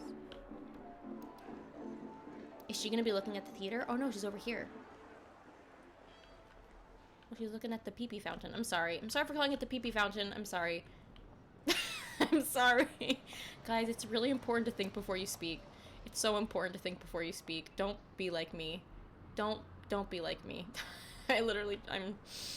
Ooh. Sorry, let me absorb these people's emotions real quick. Yeah, but the good mood. Happy fountain. Yay, hooray. Happy gear. Oh, angry gear. One of them's happy, one of them's sad. I don't know. I haven't been reading those. Coconut. Ah, it's you. I felt like I just had a long dream within a dream, and you were in it too. The dream's details, I can't remember them clearly, but I can vaguely feel that Coconut's gaze and yours meet, and her face suddenly flushes red. She must feel a bit embarrassed about it. I somewhat feel that the reason I'm standing here is all thanks to you. But I've always been in a dream. How could I have fallen asleep? It's all very confusing to me. Could it have been an illusion? You don't have to get everything clear. It's good that you're all right. Thank you. As for the rest of what happened, I think I'd better leave it be. I've lived a long time in Penacony. It's more than clear that some things are best left unasked. I'm now feeling very good. The last I felt so refreshed, it felt like a lifetime ago. It may be a little embarrassing to say, but I now really want to sing. I don't know if you know how I feel right now. Go forth and let loose your voice then. Huh? But I don't sing very well. Come on, let everyone hear your singing voice. Huh? Please hold on. You grab Coconut's wrist and take her to the Clocky Plaza. Miss, I'm nervous and I can feel my knees going weak. Don't be afraid. I'm your most avid fan. Miss, I got it. I'll give it a try. This song is called Envision a Rose Forthcoming. I wish to dedicate it to you and to myself. Close your eyes and look at... Oh my god, she's literally singing right now. Ah! Sorry. Not me screaming at the Coconut concert. Okay. Close your eyes and look ahead. Those unfinished paintings and the songs that are still playing. What would that vibrant world look like? Will there be a dream there too? Oh my god, everyone loves it! She's fangirling right now. Okay. Will there be a fathomless sea? Will birds sing at sunset? God damn, everyone's showing up! Oh my god, this is amazing. Can you smell the fragrance... Wait, do this again. Can you smell the fragrance of time? Lost ones, look forth, their lies not void. But that rose from future has yet to bloom. With the crowd's encouragement, Coconut's voice becomes more blah blah blah. You know your perseverance is not in vain. I think her voice became like louder and stuff. Oh my god. Congrats on fixing Coconut's emo dial. TikTok. Oh my god. Ah, I got a sticker! Sorry. Digital stickers that can be used to decorate the pages. Oh yeah. Life is a lamp and you hold its switch. Wow. That's... We kept the switch on for Coconut's life. Is that like what it's saying? Oh my god. We finished it. Is she gonna stay here now? Wouldn't that be amazing if she's gonna be here all the time? I'm so curious if she's gonna stay here. Oh my gosh, she's still singing. That's the whole song. It's awesome. Look at the people here. With the crowd's encouragement, Coconut loses herself in her song. Her voice becomes more euphonious and confident. Oh my god. What an amazing ending. I want to cry again. Go. I'm so emotional right now. Oh my god, did we get an achievement? Toward the brighter side. Hold on to your life even in the face of adversity. But seriously, what happened to Pound? I'm not even joking. Like, what did they do to him? Cause like, I'm like, I need to go fight someone now. Like, what did they do to him? Oh, I got a new clocky. Oh, it's Sadie. How terrible. Oh yeah, do you like how I've been decorating my page? Yeah, that's fun. But where's this one? Maybe it's in... Where's... Oh, is this it? Oh, thank goodness. Okay. Use sticker. Who do I have in the middle? I don't even know what this one is. What even is this? I have buttocks chair. Girl, you're going teeny tiny. You're going over here. Coconut. Star of the show. Wow. Wow. I'll add all those. I'll add those later. But wow, wow, wow, wow, wow, wow, wow, wow, wow, wow. What a wonderful mission. I am so sad. I'm so sad. I'm so happy for her because now she's going to be a singer, probably. I would have to assume. Wait, I'm curious. If I leave and come back, is she still going to be here? Like, I'm just so curious. Like, for real. Like, is Coconut really going to live her dream now? Is she going to leave the clothing store and stay here? Oh, she's gone. Haven of memories. She's gone. Wouldn't that be wonderful? Touch, Is she back at the clothing moment store now, is though? like a I'm curious. I have to go see. I have to see. Oh. This guy's hurt. I'll go listen later. But, yeah, I don't know what happened to that guy over there. Is she gonna be over here? Oh, she's here. Can I speak to her or anything? Oh, but look at, she's happy now. It shows the happy face. Welcome, my esteemed customer. Jewelry, wish blah blah blah, typical spiel. Yeah, so it looks like we can't talk to her anymore about like this stuff afterwards. But we can change her clockwork, but I'm not gonna change her clockwork. Whatever's feels good for her at this point. But you know what? I'm gonna buy all this stuff from her. I don't know what it does, but you know, better support my girl's business. But you know, at the very least, if she doesn't, you know, just continue this path of being a singer now, she at least has the type of feeling where she feels like she can go out and sing like that. She did not have that feeling before. She felt like she could, I mean, she didn't think she was good enough. She didn't have the drive at all. But now, it's like she could definitely just come out and sing somewhere if she wanted to. And that's the most important part to me. Because she wasn't even letting herself, like, engage in one of her, a thing that makes her feel so happy. And she got to sing the song that she'd been writing for so long. And like, who knows when's the last time she sung it or even heard it. So I think it's wonderful that she actually got to get that change. So yeah, that was a wonderful first mission in Penacony. Yeah, I really, really loved that. Let me let this car guy pass. Oh, there's another one. I've been looking for these guys. I've been telling you. I mean, I'm sure that's what we all know, but I've really been looking all over the place. Okay. There we go. Blah, blah, blah. I think I'm really close to getting all the birds in this area.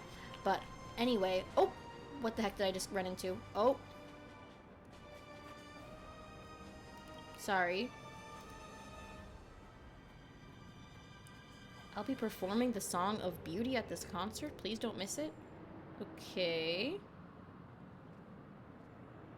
What was that? Quick read? What's the quick read? Can I go take a look? I don't even remember which one it was. Blah, blah, blah.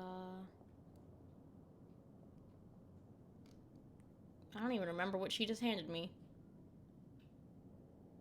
Oh, is it this one?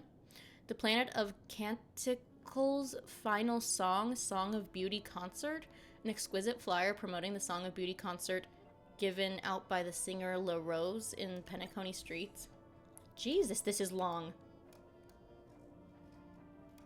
Queen of Mendazia, Eyes in the Mirror, Lonely Ceramic Night, Melodic Rendezvous, Adrila's Kiss. So is this a... Are these songs about the Eon of Beauty? Or about... I don't know. Okay, I might read this real quick. Music enthusiasts from all over the universe, did you know that there was once a planet of canticles in the cosmos called Mendeja? Under the guidance of beauty, the people there indulged in singing and dancing, using the entire world as their platform to explore the beauty of music. Unfortunately, the deaf-mute Destiny is incapable of appreciating art. This paradise fell along with their goddess before it could be known to the cosmos. The planet's residents lost the gaze from the beauty, but the magnanimous Great One of Harmony opened their arms for the people. Thanks to the Iris family's effort, the remaining residents of the planet of Canticles have arrived in Penacony. Interesting.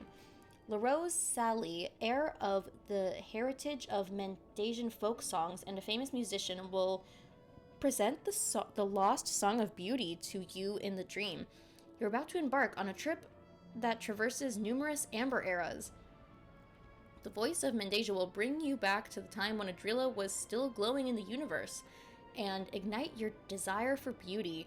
Whether you are an ardent fan of classical music or a follower of cosmic pop music, this exceptional auditory extravaganza is not to be missed. The Planet of Canticle's final song, Mendasian folk concert, will eternally preserve everything that is beautiful in the world via songs. Interesting. Anything interesting? Beverages. Interesting. That's cool. Off topic, but you know, just ran into this lady and she handed me that. Okay. Guess I can do stuff with her emotions. I guess we'll see about that later. But yeah, I really enjoyed that adventure mission. That was beautiful. I don't even know if I've ever cried that much in this game before. I cried a lot. I cried really a lot. It was really sad. My only question now is I just want to know what exactly happened to Pound. Like, if it's not spoilery to say, like, what really happened to Pound? It seems like I can't tell if it's like supposed to be implied, like you should know, or like is it a mystery? Like I don't know. It kind of seems like that maybe it's like obviously he took out a loan from the family and he lost the bet terribly, and the loan must have been so huge, like he would never be able to repay it. So I'm wondering, something bad happened to him because of it, and I don't know what. I don't know what happened to him. Like, did he get put in a prison or something? Did they kill him? Did he have... I don't know. So I'm very curious about that. And yeah, I'm probably gonna take a little break here because I think I got a little bit of a headache from crying. But once I'm back, I think we still have some time to do this Cosmic Star mission. So we'll do that. Alright, so now it's time to start the Cosmic Star adventure mission from... Why is this person on the outside? Sorry. That is so... Okay. But anyway, what I remember from... this mission started with receiving a text message, I remember. And I think the text message was something about that the celebrity... What is the celebrity's name? I thought it said it. But it said that, like, the celebrity... A famous actor who had died, people have spotted him or something, and they're like, is this really him? Blah, blah, blah. So, I guess we're gonna go investigate that. Oh, look at that. Perhaps this is him in the flesh. Leslie Dean, Cosmic Star. Let's take a look. The man before you has not noticed your presence. You do not blame him. You find your eyes tracing his chiseled jawline and becoming immersed in the glow of his residual radiance. You almost lose yourself. Ah, my apologies. I was preoccupied and did not notice you there. Are you here for an autograph too? Just a moment. You seem familiar. Familiar? You look pretty grown up to me. You're not still a minor, are you? This is Leslie Dean, a galactic superstar of Epsilon. How could you say he just seems familiar? Sorry, guys, I ain't from around here. And I was also born pretty recently, I think. There's no need to get carried away. The cosmos is vast, and we all come from different environments. We will all be exposed to different things in life. I'm merely a regular actor, far from the level of superstar that can illuminate the entire universe. He's so eloquent. He's so modest. Oh, why is everything going dark? Oh my god, don't faint. Please excuse this terrible force of habit. I simply assumed that you were here for an autograph. I would not wish to seem arrogant. Please accept my apologies. How can I be sure that you're really Leslie Dean? Pesci fan. How disrespectful. Look at this autograph. How could someone forge this? This must be the real Leslie. The young lady is right. I was suspicious at first, but when I saw this elegant signature, I was sure. I knew the Eons would not be so blind to allow a rising star to come crashing down so soon. Crashing down? I see you really don't know anything about this. I happen to have a newspaper cutting from the incident. Read for yourself. Whoa, you carry it on you even in a dream? I didn't realize you were that kind of crazy fan. Don't tease me. The snippet is here. Take a look for yourself. Devastating news. Cosmic superstar Leslie Dean passes away. Breaking news from Epsilon E News. According to reliable sources, the Galaxy-class cruiser known as Nebula's End exploded 7 system hours after departing from the Epsilon X United Skyport. The cause of the incident is still unclear. The Epsilon Merchant Guild promptly dispatched a fleet for rescue operation, but no survivors have been found so far. Leslie Dean, a rising star in the entertainment industry and hailed as the Cosmic Star, is reported to be one of the passengers on the Nebula's End.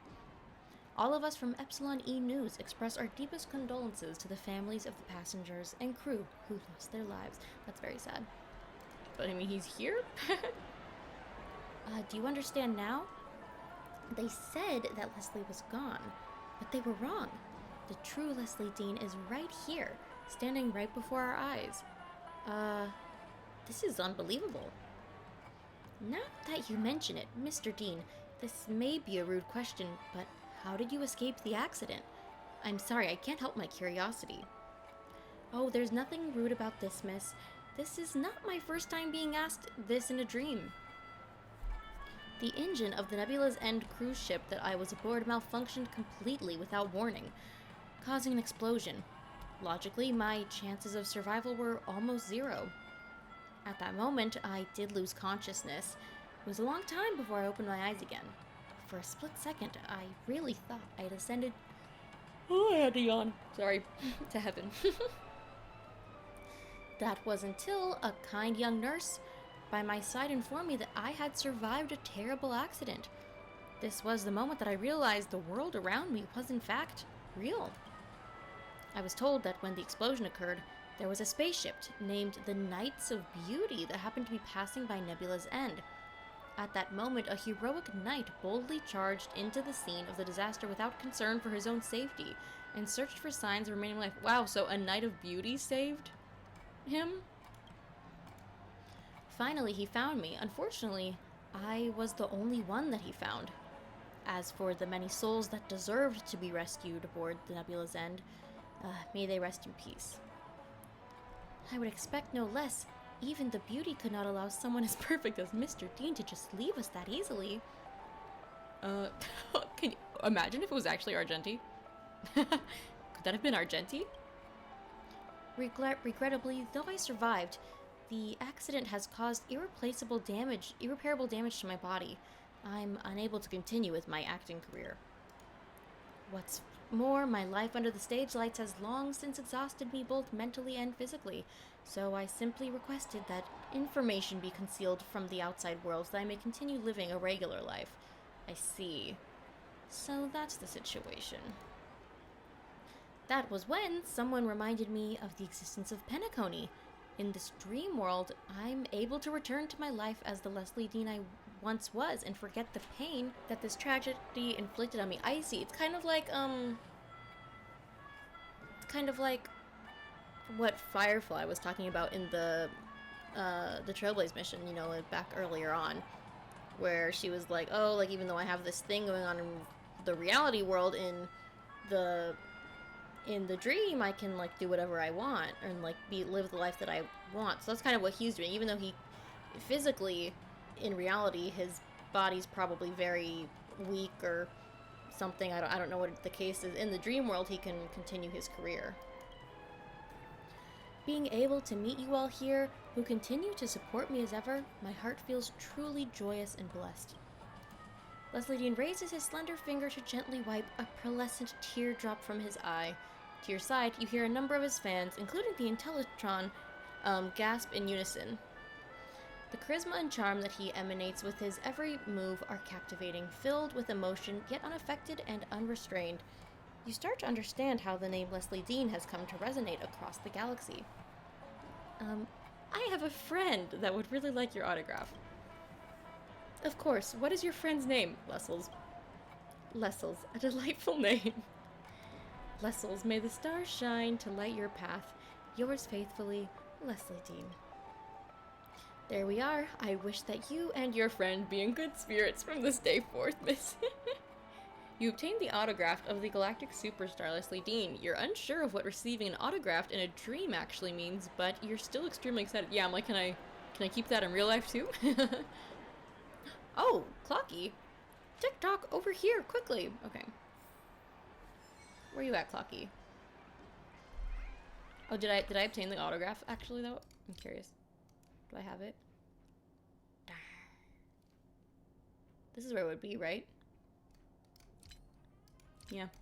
I don't know. Hey, Clocky. TikTok. There was something off about that person. You mean Leslie? Yes, that's him. My instincts are razor sharp. That person is missing something. As soon as someone is missing something, they can no longer be called a complete person. Okay, kind of like Coconut. TikTok. An incomplete person? How terrible. Lessels, we have to think of a way to help him. Okay. What shall we do? Open his emo dial, perhaps? So beautiful. I'm actually curious. So fleeting. I'm actually curious if this mission in format will be similar to the Coconut mission. Because it was kind of similar. Like, we met the person, and then Clocky's like, hey, and then we went back. So I'm curious about that. Ah, it's you, Miss Lessels. I'm so happy that I got a chance to meet with you in the City of Dreams. Sorry, as you can see, I'm a little busy. If you're interested, perhaps we could talk properly a little later? Here comes the clockwork. Sad gear. Oh, I only have one left. I need to get more.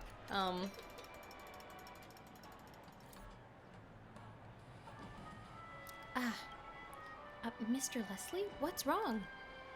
Do you feel unwell? No, things like that shouldn't happen inside a dream. My apologies, everyone. I suddenly feel... I do not know how to put it into words, but I feel terrible. I do not wish to rain on your parade, but I think I may need a little space. Are you tired? Shall we leave it here for today? We've pestered you enough already. I agree. I'm so sorry, Mr. Leslie. I hope you feel better soon. Leslie Dean's brow scrunched up, and he began to twitch gently. Your actions seemed to have cast him into some unknown pain and sadness. Seeming to have sensed your presence, he forced himself to open his eyes. You're still here. Oh, sorry, I yawned again. Oops, I'm so sorry, guys. Miss Lessels, my apologies. I don't know what's happening to me. Describe how you feel. Let me help you. Just now, suddenly and without warning, it felt like I'd been struck with a bullet that tunneled through my chest, leaving an invisible hole. Oh my god, I'm sorry. I low-key just did that. When it went through my chest, my existence seemed to lose all sense of reality.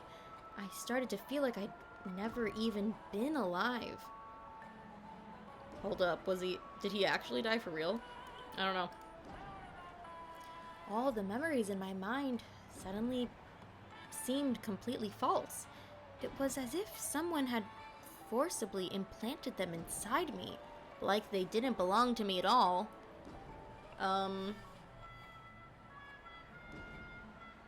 Did someone find a random guy and then put in the memories of like the life of Leslie Dean and then implanted them into them, and then they went into the dream and then they're like, I guess I'm Leslie Dean? Because that would be crazy. How should I explain this feeling? It was like I'd been cast into a corridor of paintings. All of these paintings recording my past experiences. But no matter how vivid the scenery was in the picture, I still feel like a complete outsider, like an onlooker trespassing in this gallery. Perhaps all of those images that were recorded did actually happen, but I just cannot seem to connect these memories to the person that I am now. Perhaps I have spent so long reveling in the golden hour that the boundaries between dreams and reality are starting to blur. Yeah, this is a bad sign. It may well be, but I don't know who I can ask for help. I know this may sound a little scary, Miss Lessels, but I fear I may have forgotten how to wake up. What do you mean? Well, I'm literally stuck in this place, and totally clueless about how to leave this dream. Yeah, I think for most people they just wake up, so that's no good. Reality, it is so frail and fleeting that a single breeze can scatter it like a dandelion in the wind. This was one of my lines in the movie, Ancient Dreams of Distant Stars. It feels very appropriate in my current situation. Miss Lessels, if you can move freely between dreams and reality, would you be able to consult with a family representative in the real world? I do not wish to spend the rest of my days submerged in a dream, giving my all to play the part of someone else's shadow. Oh my god, this is bad. This is bad. Like, how did this happen? How did this come to be? I can imagine nothing more tragic. Miss Lessels, I wish to save myself. Will you help me? Yeah, sure. Okay, it's been locked. Okay. Well, I guess I have to figure this out. So talk to the hotel staff. Back in reality. Yeah, like it definitely... Oh, I keep yawning. I'm so sorry. Haven of memories. Okay, but every touch. it every really... moment is like a thorned rose. It really does seem like that maybe he did actually die in that explosion, but somehow his memories were implanted into somebody else. And I don't know, somehow it's living on through him in the dream. It's so weird. May you have an enjoyable time. Welcome to the Reverie, dear guest. How may I assist you? Leslie Dean needs help. Huh? Leslie Dean? I know that name. I remember. Isn't that the name of the superstar that passed away? When you say he needs help, you mean... Explain the situation. Explain the situation. Naturally, you excluded a few details, probably the ones about Clocky, for your own sake. This is not good. A client clearly experienced an irregularity, to the point that they would describe it as forgetting how to wake up. I shall inform the blood... She's not talking about the Bloodhound family. I shall inform a member of the family staff. I'm sure they will handle the situation appropriately. Thank you very much for providing this information, Miss Lessels. Was Allie about to say the Bloodhound family? I have a bad feeling about this. Yeah, I'm like, what were they gonna do? Like, arrest him or something? I have a bad feeling about this. I should return to the dream and check in. Yeah, like, what's that? Like, kind of feels like arresting vibes.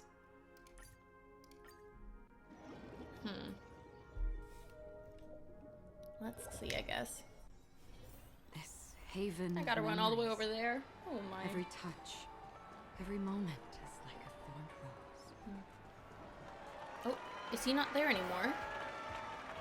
Someone help me. Someone is calling for help. Let's go and take a look. Oh, it's the fan. It's Leslie. Someone's trying to take Mr. Leslie away. These thugs came out of nowhere and came rushing down the street. They just took him away without saying a word. They ran that way.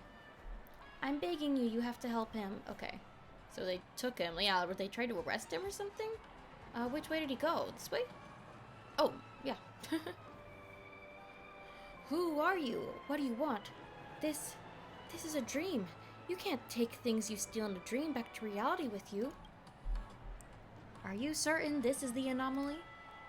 I'm certain his existence here already violated multiple conditions in the dream agreement. Understood. Begin the removal process.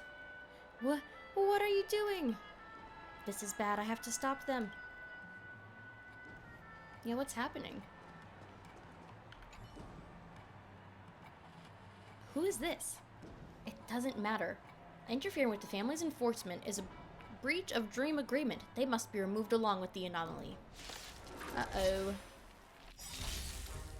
Time for a fight. Okay. More season.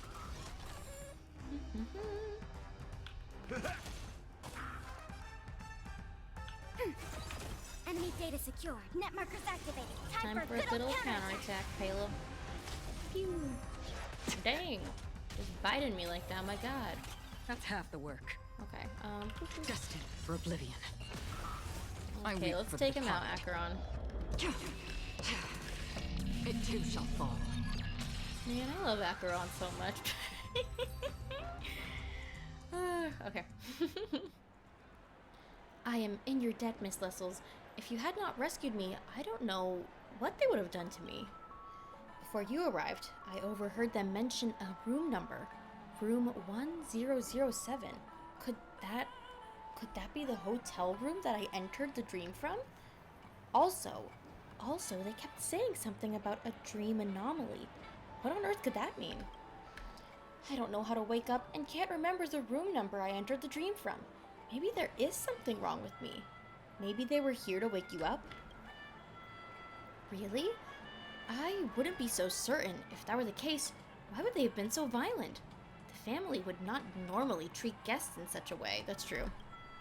I must confess to you, Miss Lessels, I'm very scared. I'm scared that I will be faced with a terrifying reality when I waken. I'm also afraid to lose the consciousness that I have now. At least now, I can see, hear, and sense the world around me. Who knows what kind of changes my body has undergone in reality. Even if I know this is a dream, so what?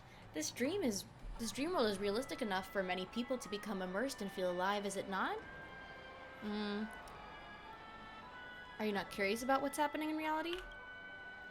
He falls silent for a moment. He lowers his head slightly as his slender eyebrows droop. His eyes that radiate warmth and greatness become hidden from sight as his handsome face becomes half devoured by the blue shadows. It would be a lie to say that I was not concerned with my real self in the slightest. I still remember the last time I met you in the dream, Miss Lessels. I said I wanted to save myself. However, after you left, I calmed down and began to think in greater depth. I was thinking, I was like, it feels like his opinion has changed from before we left. I began to question whether or not this fantasy of mine really needed to be shattered. I have everything that I could need here. Everything I lost in the real world has been given to me once more in this dream. Dreams and reality, truth and falsehoods. Must we separate them so clearly? I'm willing to believe that the person you see before you is my true form. I don't wish to believe that in reality, I am nothing but a deformed body covered in scars. It is your life, your own decision, so... Thank you. You really are a dear friend. He raises his head. Inside his lax gaze, you catch a glimpse of determination. Room 1007. Perhaps you could find time to take a look at what happened in there? If you happen to learn the truth, I shall leave it up to you whether you want to share it with me or not. Right now, I find myself racked with incessant anxiety. I cannot bring myself to calm down and carefully consider my future. You're my savior, so I trust your judgment. For now, I should find a discreet corner and lay low. I don't want to find myself in trouble again.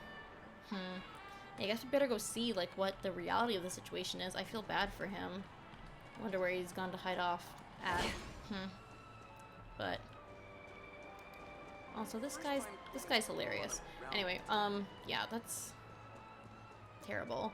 Well, let's go find that room in real life. Oh, cool. One of the rooms we haven't gotten to go into yet. That's fun. Okay. This haven Alright. of memories. Every touch, every moment is like a Yeah, I'm very curious about what we're gonna find in this room. I'm not quite sure where this is gonna go from here. You found it. Room 1007. The room that Leslie Dean mentioned. Also, I'd like to note that this is in the VIP section, so a very, very nice and important room, perhaps. It is possible that the truth behind the cosmic star lies behind this door. Perhaps he's fallen into a deep sleep from which he cannot wake. Knock.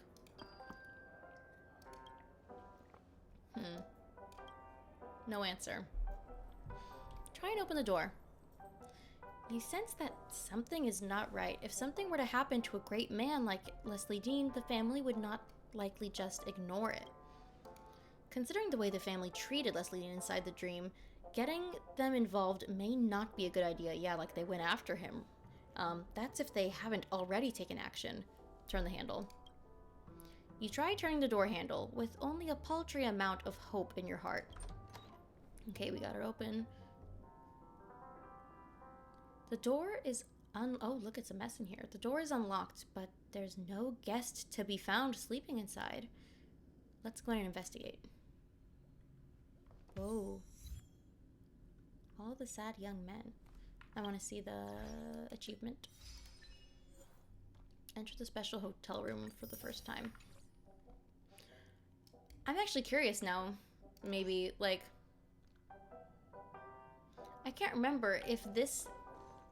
No, I was gonna say, I wonder if we can go to this room in the dream version of the Reverie, but I don't actually know if the... Yeah, I was gonna say, I don't think the dream version of the Reverie has this room. I was gonna say, I was curious if, like, since he wasn't here, I'm like, what if he's in the dream version? But no. So lots of stuff to look through. Oh my god, a chest. Thank you.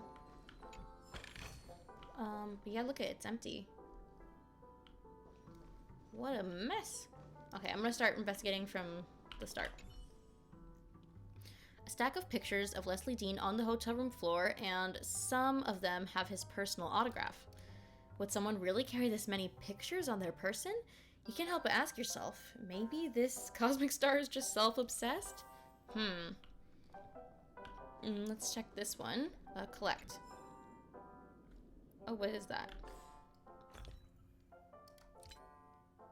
Where is that? I want to see it. I don't know where it is. I hate when they give me stuff, but I don't know where it is. Oh, and I got a quick read. Well, let's see that at least. Where is it? Oh, which one was it?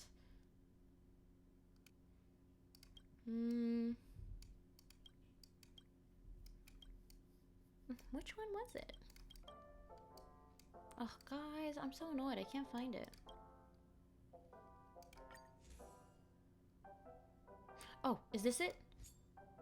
Ah, okay, there it is, there it is. Ah, I haven't looked at these. Ooh. Planet of Festivities collectible cards. I want to read... Do you mind if I read all of these right now, guys? Like, the ones I have. I only have a few. But, I don't know, these seem interesting. I feel like this is cool. Well, let's read the Robin one. And these are really fun, cute arts. Robin. The collectible cards are a series designed by Dreamstar Entertainment of the Alfalfa Publishing House, blah, blah, blah. When the baby bird broke free of its shell, her first chirp immediately drew the attention of the stars. Fate had arranged a bright future ahead of her, and she was destined to be a galaxy-illuminating superstar. On the stage, made from a myriad diamonds, Robin belted out a song that praised the beauty, kindness, affection, and vitality of the world. Surrounded by vibrant lights, the audience was moved to tears by her voice. All the flaws, ugliness, deception, and loneliness in life were forgotten. Cool, and then Odie Alfalfa. At the advent of slumber, there is only barrenness as far as the eye can see. Only a short figure is tirelessly spreading seeds, watering the sandy earth with their belief, till the seeds sprout and the opportunistic saplings break through the earth. The small amounts of greenery attract many a gardener, the nectar of their ideals watering this verdant patch. Finally, lush fields creep across the wilds, full of verdant leaves. Countless aspirants rush among the emerald meadows in search of the thousand pale violet blooms produced by the alfalfa. In the center, it's like when I was saying the Yukong. In the center of a wealth sea of flowers, the first gardener still keeps busy. If only this bustling scenery ever alive only have to keep this bustling scenery ever alive. Yeah, because he's a merchant or something, right? Mr. Ideen. Look, golden syrup flows through the streets and alleys. The sweet-tasting streams are the lifeblood of the dreamscape, and the foamy seas... Sorry, I'm just thinking about how I called that fountain Pee-Pee Fountain earlier. When it's obviously a Soul-Glad fountain. Okay, of the honey brood of fortune, the tide of time cannot dull its taste, for a passionate ferryman rows his oars in the storied river of history. He has spent his life passionately maintaining this sweetness. Slumbering guest, imbibe the dream in this bottle with relish. That is the elixir of happiness and the recipe to forget your troubles. Its master is more than happy to share it with you. And then the one for Leslie Dean. The worlds among the river of stars overheard number in the hundreds of billions, unceasingly releasing light and heat over trillions of years. But on this long beach, a brilliant grain of sand will sometimes appear, blanketing the entire horizon's radiance with twinkle and smile. The waves will eventually wash away every grain of sand, but those who remember that ray of light will thusly sing, the cosmos envy his splendor. An infinitesimal yet grand victory. I see. Okay. That was funny. And then investigate. There's a movie playing on the television. Quick cuts and dazzling special effects quickly overwhelm you. After a series of shocking scenes featuring exploding warships, a close-up of his handsome face takes the screen. It seems that he's playing a warship pilot, likely a heroic figure that played a critical role in the long, drawn-out interstellar energy war, someone whose name people remember well. You see his name in the subtitles, Captain Cromwell, in this tense showdown. He seems to be engaged in a war of words with a sly IPC elite. Watch for a while. This has nothing to do with the price IPC have offered. The Sixth Fleet's position on this matter cannot be changed by price, for it goes against our values. I understand that you value your contracts and your honor, but I implore you to think carefully about this. Are you sure that the people on your ship share your firm beliefs, Captain? You have no family, no children, no one to be concerned for, so you battle for your beliefs. You would even take them to your grave. But what about them? Do they feel the same? You imagine yourself a martyr and a hero, but do not forget, when it comes down to it, you are no more than just a group of mercenaries, warmongers that settle matters for credits. Do not think the afterlife has a place for you, Captain. I have never believed in death, Mr. Thompson, nor do I think that you believe in these ideas that you spout. You do not understand me, let alone the men by my side. There is one thing that you should have understood by now. The reason that I am the person sitting here in the discussion with you is not because I'm the so-called captain, but because I'm the only person who can withstand your obsession with money. Honestly, it's taking all of my strength not to spit in your face. I'll give you 5 minutes to take your paper scraps and get lost back to your ship. Tell the IPC directors the Sixth Fleet will visit Pier Point one day. Wow, what a movie. Investigate. At first, you could not understand why paper checks would still exist in a world like Penacony. Yeah, they barely exist in our world, barely anymore. But having read what was written on the paper, you understood. Having this string of numbers printed on each note especially was a sign of the family's dwindling patience. The guest staying in this room is already nearly 2 weeks behind on payments. It seems that the family's attitude in treating overdue guests is more lenient than you imagined. Is Leslie Dean's situation already so dire that he can no longer to afford the room fee? This would not be surprising, as news about stars going bankrupt pops up in the interastral peace broadcast almost daily. But I wonder if it's not so much a situation of him not being able to afford it, I wonder if it's just since he hasn't been able to wake up, he hasn't been able to pay the fee. I'm curious if that could be it. Looks like this is the last clue. I mean, this would be where he would have been if he went into the dream. There's an envelope lying on the bottom of the dream device with no signatures or markings on it. You slide your fingers inside the already torn open envelope and pull out a yellow-tinged letter. The letter is covered in dense scribbled writing. It took a while for the synesthesia beacon to be able to translate it. Oh my. Leslie Dean's Rebirth Project. To the loyal fans of Leslie Dean, thank you for accepting our invitation. Now, I'll explain all the details and steps that the Leslie Dean's Rebirth Project entails. Step 1. We'll raise money through crowdfunding to purchase Leslie Dean's memory storage from the Epsilon Merchant Guild. What? We'll conduct a thorough study of Leslie Dean's memory storage to ensure every participant has an in-depth understanding of Leslie Dean's personality, character, and life. This is, guys, what? I mean, this is kind of what I thought, but, like, also this is way crazier. Oh my god, okay. We will visit Penacony and create a synesthesia dreamscape with the technology there.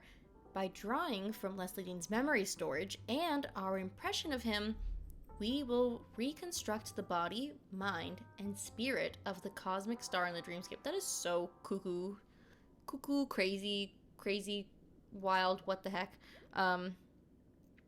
Ladies and gentlemen, we all are the witness to Leslie Dean's short-lived yet scintillating career. His sudden demise has left us all devastated. If you feel indignant about his fate, join the Leslie Dean Rebirth Project. We will have the opportunity to make up for the regrets and bring Leslie Dean back to his brilliant life. These are... Okay, you gotta be a crazy fan to try to make a project like this. Are you kidding me? There's a lot of information here. Let's summarize the main points. The person that lives here is not Leslie Dean. The real Leslie Dean died long ago. However, his memories have been preserved as memoria. A group of Leslie's fans have found a way to pool their funds to purchase his memories, taking it with them into Penacony. Then they entered the dream as a group and connected their individual consciousness networks to recreate the image of Leslie Dean through the synesthesia dreamscape. The Leslie that I met in the dream, though infused with the memories of that cosmic star, was nothing more than just a fabricated fantasy. God, it's so strange because, like, it's obviously not him, but, like, he has the memories of him. So, like, it's like he can remember living that life, but he actually never did live that life because he's fake, you know? So the owner of this room must be... Who was in that room? Uh-oh, who's here? Oh, cool, I got the Rebirth Project. Oh, is that, Allie? Oh, Planet Cleaning Lady. Who are you? The gentleman living in this room should have been... he should have already checked out of his room. Did I forget to lock it after I finished cleaning? Where did the guest in this room go? This gentleman has already left Penacony. Tell me, I won't tell anyone. Okay, I beg that you please do not tell anyone about this, or else I know that the family will deem me negligent of my duties and forbid me from ever dreaming again. I hear that this client was forced to leave as he was behind on his room fees. He'd been in Penacony for a very long time, but he didn't look like a rich man to me. So he must be maybe one of the main fans behind the scheme. Many people are willing to pay any price to experience the dreamscape. They go as far as to spend every penny to their name just to be in Penacony. Honestly, this is not my first time seeing a client like this, and I have not been here overly long. I've told you everything I can. If you don't mind, could you please leave this place? I need to hurry up and tidy this room. There are other guests that wish to move in. So it seems like maybe they abandoned the project because they couldn't keep up with the payments. So now what does that mean for the, synthesized Leslie that lives in the dream? The client in this room was forced to leave, having exhausted all their savings. With the letter I read before, I could assume that they were one of the fans that assisted in the reconstructing image inside the dream. I wonder if this will affect Leslie in any way. I should return to the dream and check on him. Agreed. If he's still there, I mean, he's hiding somewhere, I bet. Yeah, like, what is this? This haven of memories. Every touch, every moment is like... Wait, am I going the right way? Oh yeah, over, no, wait. Oh, that way. I was going the wrong way. I was going back to where we were before. Oh, he's over here. Yeah, it's a good little corner to hide in, honestly. You've returned, Lessels. I was hoping that I could muster more of a friendly attitude, but I don't know why. I've been feeling dazed and nauseous since what happened before. I just cannot seem to muster any energy. I hope you can understand. I think I know why. The fact that you've come back to see me, does this mean that you've come to some understanding of my situation in reality? Please tell me the truth. I think I'm ready to accept it, no matter how hard a reality it is to accept. Oof, that's gonna be harsh truth. You tell Leslie the truth. He is just a fantasy created by a group of crazed fans, and the true cosmic star is long past. You mean I don't actually exist? I can see now why the Bloodhound family's members were calling him an anomaly. Leslie's once glistening eyes suddenly lose their brilliance as his face fades from the color of golden wheat to pale, then to pure white. Veins on either side of his graceful neck begin to protrude as his pulse becomes visible to the naked eye. You suddenly realize that this moment of despair weighs on him as heavy as a century of suffering. But his downtrodden demeanor does not last long. Just as the last glint of light is about to fade from his eyes, a new flame kindles in his pupils. Thank you, Miss Lessels. The truth was extremely important to me. I understand now why those memories that were supposed to belong to me felt so distant and strange. I finally understand. I am the Leslie Dean that exists inside other people's ideals, yet I am far from being the man himself. The reason for my existence is to take his place, but I could never become him. Many people are still paying a price to maintain the existence of this body of mine. They're paying with their finances, their time, their lives, and even their selves, yeah. Because they, grouped their consciousnesses together, right? However, Miss Lessels, I wish to know, do you think that treasuring the memories of someone who is already passed, is worth such a lofty price to the living? I don't know. I'm kind of more of the, I'm kind of more on the side of it's kind of up for them to decide, if they really want to, I guess they can do that, yeah. You are correct. This is their own decision, but I do not wish to sit idly by. It was not my personal will that I would appear in this place. Though I could not decide when I came, I would like to make my own decision on when I go. Lessels, would you help me once more? I wish to summon the people that created me. Ooh. So we'll get to see the fans. No matter how sweet the dream, delving in too deep will only lead to suffocation. I should help them face their realities, yeah. I mean, because it is, at the end of the day, it's kind of sad that these people are financially and probably maybe physically or emotionally ruining their lives to try to keep the memory of him alive. At least to this extent. But But yeah, let's help them. So use the notes to unlock it. You're about to enter. Here we go, I suppose.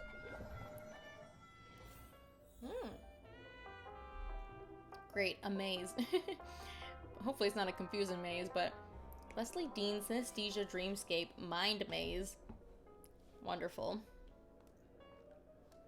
It kind of just looks like the Reverie.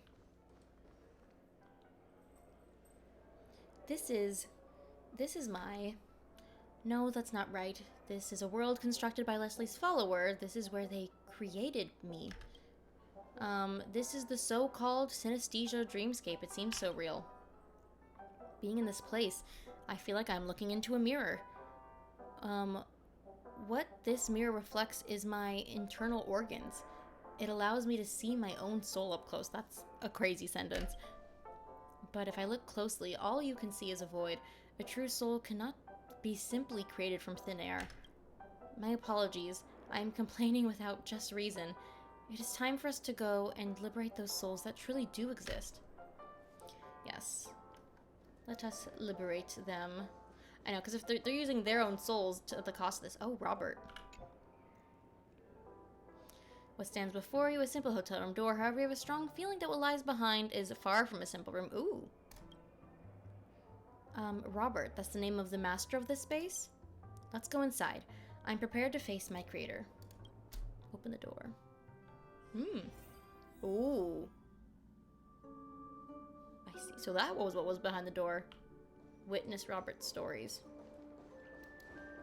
Is Robert a Pepeshi or what? Oh, Robert's best... No, he's not a Pepeshi. He doesn't have the little circle. Is he a child then? Anyway. Robert's best friend. Great news, Robert. Green-eared Josie got a hold of a source for ancient dreams of distant stars. For real? Where'd he get that? Is it high def? Is it a movie? It's 16K res. At least that's what he said. Well, you want to rent it? I don't have any money at all. My mom cut off my allowance ever since she caught me secretly renting tapes last time. What? What's wrong with liking movies? Plus, this is Leslie Dean's debut work. Your mother has no taste at all. Don't worry, I'll cover it this time. Come to my place after school and we can watch it together. Thank you, Harry. Robert, I feel like our senses were linked for a moment then. His home planet is an impoverished land that has been under IPC sanctions, God, ever since the Interstellar Energy War. The only way that they are able to watch movies is by renting tapes from smugglers at a high price. Harry is Robert's best friend, and he's like an older brother to him. I can sense that Robert relies on him greatly. Let's keep watching. Go witness Robert's stories. Oh, cool. It's like each circle is like a story. So that was him as a kid, so he did grow up. I was like, is he still a child? You need to accept the reality, Rob. Harry's not here anymore. We still have so many films we haven't watched together. Purple Rain. Harry's favorite movie is Purple Rain. We promised one day we would meet the real Leslie Dean and get an autograph from him.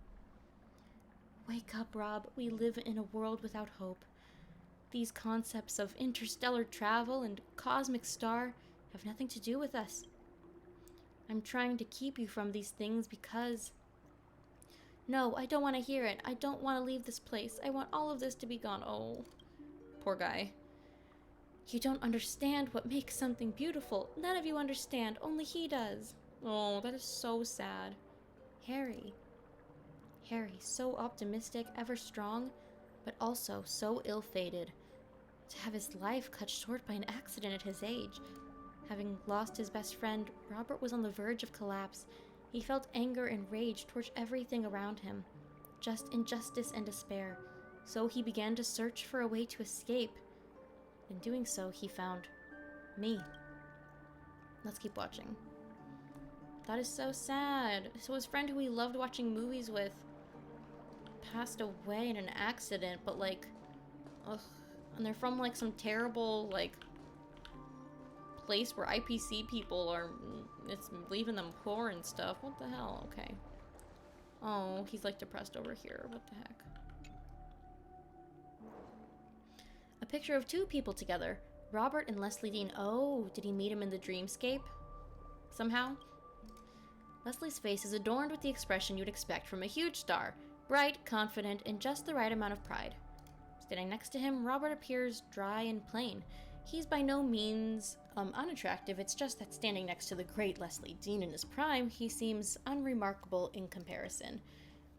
Robert's mouth is slightly upturned at the corners, as if he's trying his hardest to give a satisfactory smile to the person behind the camera, but his empty eyes betray him. He is drowning. That's pretty sad. Robert was able to leave his hometown, albeit using methods that he would not easily share with others, so he probably kind of had to break the law a bit for that. He began a journey of losing himself, trying to find the Leslie Dean that exists in his ideals. What he never realized was, though he thought he had been fighting back all this time, he was really just running away. Harry. His lost friend had been haunting him this whole time. He thought that if he only found me and fulfilled their dream, then the dark shadow of their past would disappear. He locked himself in a world of only Leslie Dean. He could not bring himself to face the true source of his suffering. However, when this bubble that gave him a place to hide suddenly burst, he no longer knew where to go. That's why he went into this undertaking, giving up on himself to maintain a false ideal.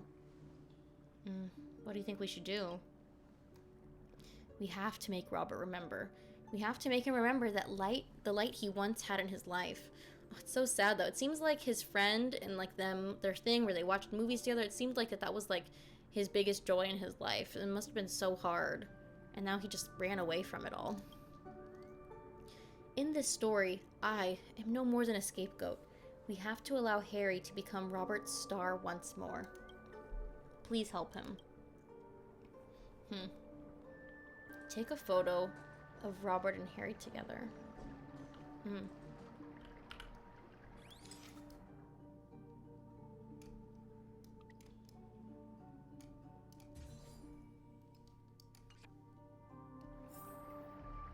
Turn off the TV, change the photograph on the table. Oh, because the photo right now is the photo of Leslie Dean and him. So put it with, oh, sorry, I was not reading. Gently remove the photo of Robert and Leslie and replace it with the one of two childhood friends. You are aware that no matter how much noise you make in the space, it's unlikely to have any real effect on Robert, but you still wish to complete the operation gently. Oh, that's kind of cute. Kind of when you whisper when you really have no reason to whisper. There's a clip of Leslie Dean being interviewed by a famous talk show host playing. You cannot hear the conversation, but you can see two people with beaming smiles. Their dancing eyebrows and upturned smiles are proof that their joy is not manufactured. Turn off. The moment you press the switch, Leslie Dean's soothing voice comes to a sudden stop, and the echoes in the void around you before disappearing entirely. The silence that now covers this spiritual space suddenly feels like a deafening clamor. You feel a little lonely on Robert's behalf, but for the sake of his life, he must bear and process the loneliness by himself. That should be enough, right? Even if the beginning of this process is painful, I hope that he can recall his childhood friend and remember who was truly important to him. As for whether to move forward or continue to wallow, we can not make that decision for him, but at least we gave him an opportunity to truly face what he feels inside. I hope he can reclaim his life. There may be a way for us to test the results. The greater the effect of our results, the weaker the foundation of this body should become. Yes, because their souls they've converged to create him. When the time comes, I should be able to feel the effects our actions have brought. Let's go. There's others waiting for us as well. Interesting. I'm curious who the other people are, like, and what their circumstances are that have led them to join this project. Yeah, let's go see. Okay, so we're gonna go to another room now, maybe? Yeah, or no, it's the same room. I mean, I guess because they were all in the same room. Okay. Oh, Jillian, it said. This must be the fan's name. Let's go. Let's see what happened. Oh. What is the situation here? I wonder if these are different scenes of his, like in different movies. It seems that I have already dominated her inner world. All of those standing here are her imaginings of Leslie Dean. That's sad. You're right, it's pitiful and loathsome. I can remember certain moments. They were truly uncomfortable. I remember crazed fans hiding on unexpected street corners, spying, taking secret pictures, and sending messages that would chill you to the bone. Yeah, I do not envy famous people with that aspect of things. I would not want to be famous like that. This is the burden that stars and public figures must bear, though a lot of people think that these byproducts are nothing in comparison to the fame and wealth that they enjoy. It seems that Miss Jillian was also one of these crazed fans once, fanatical to the point that she still continues to maintain this version of me even after I'm gone. Are they all looking at me? That's really creepy. Okay. I don't like that at all. I wonder if she even realized that this sick love has begun to destroy her life. Let's awaken her. I will not allow anyone to slander his name. Oh no. I would give up everything for him. This is love, this is love. What's this one say? Leslie Dean is perfect. Oof. I mean, yeah, like, it's okay to love a celebrity. I think that's a fine thing to do, but... well, you gotta stay in reality, girl. Okay,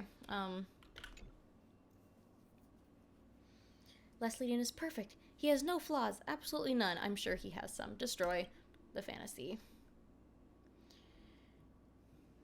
Sorry to disappoint you, Miss Jillian, but no one is perfect. My shortcomings and weaknesses are piled up high in a corner that you just cannot see. I have made too many mistakes in my life to count, and they have all become meticulously hidden skeletons in my closet. But they are all a part of me. I cannot shy away from their existence. I hope that everyone's imperfections can be understood. After all, if we live under a magnifying glass every day, sooner or later we will be incinerated by the rays of the sun. Wow. What an eloquent way to describe this. Leslie Dean is perfect. He has no flaws, and he... deactivated. Okay. She won't allow any slander. Anyone who slanders the name of Leslie Dean is my enemy. They are villains that must be eradicated. Destroy. It is not easy to differentiate between criticism and slander. I have been lost in the waves of those two voices before, too.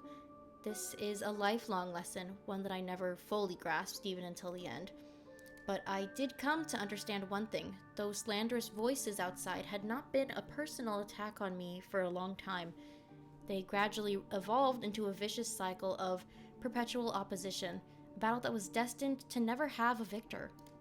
I no longer care about this baseless slander, Miss Jillian. I just want to bring this cycle of sadness and malevolence to an end. Anyone who slanders the name of Leslie Dean is my enemy. They're villains and they... Okay. Oh. There's another one. I'll do that. I'll do that one later. I would give up everything for him. My money, my life, my ideals, destroy. Such heavy emotions. What do you expect as a response to this, Miss Jillian? A person who could abandon everything for their idol, including the very cornerstone of human life, dignity? If I am frank, someone like this, they only fill me with fear. No one should live a life like this. You should work to try and reclaim the things in life that are truly yours. I would give anything for him. My money, my life, my...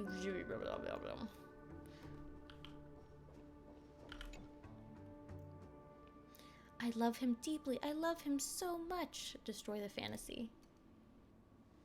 I'm sorry, Miss Jillian, but this is not love. People who do not love themselves always misinterpret the meaning of the word love. Love is something that everyone must sense within themselves. But you gave up on yourself long ago. You chose obsession instead. I love him deeply. And then what do we have here? He is mine. Destroy. What's wrong? I think we've found the source, Miss Lessels. I can sense it, a powerful desire that came pouring from the base of her heart. It's powerful, a terrifying desire for possession. The roots of this desire have grown too deep. I will not be able to handle this alone. Whoa! Miss Lessels, will you take action? Am I gonna fight the memes? The negative memes affecting Miss Jillian have grown so powerful that we will only be able to dispel them with even greater power. I just have to defeat it, right? I think so. Sometimes violence is the only way to combat something that does not respond to logic. Uh-oh. They're multiplying. Be careful. It's extremely aggressive. He's mine forever. Beep boop boop pop.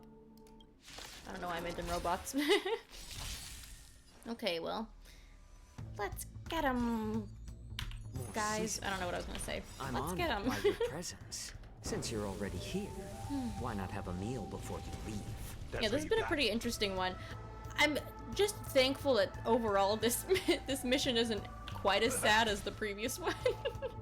I was like, I don't know if I can handle more intense sadness. There's been some, kind of sad parts, but overall this is a bit more lighthearted. Obviously, the guy died, but it's okay. It's gonna be okay. And I think that's kind of the point of this mission. I hope we've done enough. When it comes to Miss Jillian, perhaps this was the only method to open her eyes. I'm sure that many people have attempted to lecture her in the past. I imagine she's long since become numb to reason. That's too bad. Well, Inside the spiritual space, Leslie suddenly falls backwards. He staggers and stumbles before catching himself back to his feet. Oops, sorry, I just hit the mic. I'm sorry. Are you okay? Well, that's good. It probably means that it's working. I'm fine. Thank you for your concern. I can feel it. The foundations that compose this body are gradually collapsing. I think this means that our work has not been in vain. Yeah. Let us continue to the next location. I imagine someone else is waiting for us. I wonder if this will be the last one, or if there maybe will be even more. Oh my god, do you think that's Jillian?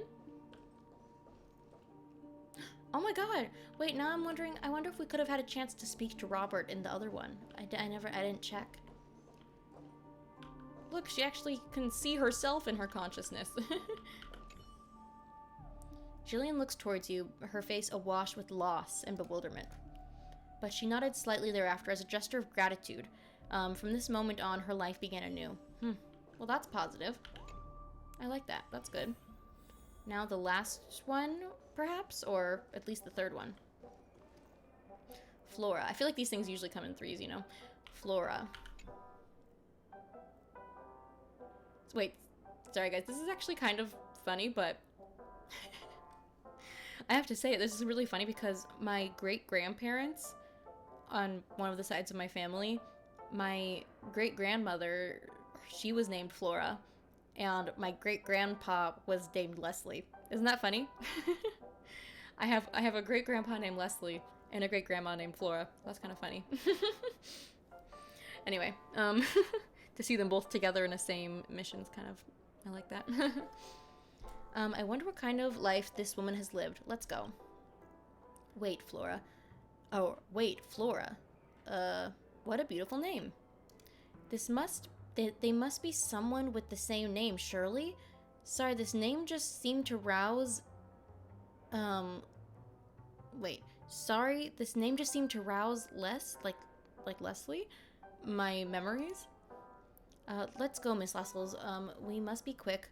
I don't know how much longer this body can hold on. Push open the door.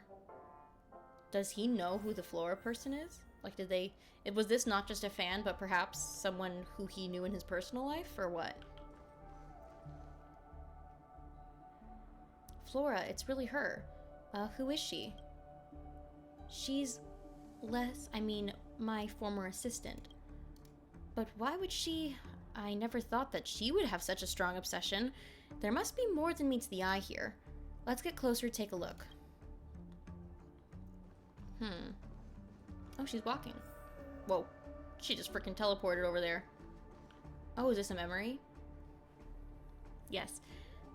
Mr. Dean, come, let me introduce you. This is Flora, our company's most promising young worker. From today forth, she will be your personal assistant. Oh. Mr. Dean, hello. I look forward to learning from you in the future. His eyes are even more mesmerizing. Oh no, is she like a crazy fan who then who just happened to join his, work team? It's a pleasure, Miss Flora. You really are a charming young lady. I'm sure we'll work wonderfully together. Mr. Dean, I will have Flora accompany you for tomorrow's shoot so she can get used to the working environment. You don't mind, do you? I will work my hardest. I will not let you down.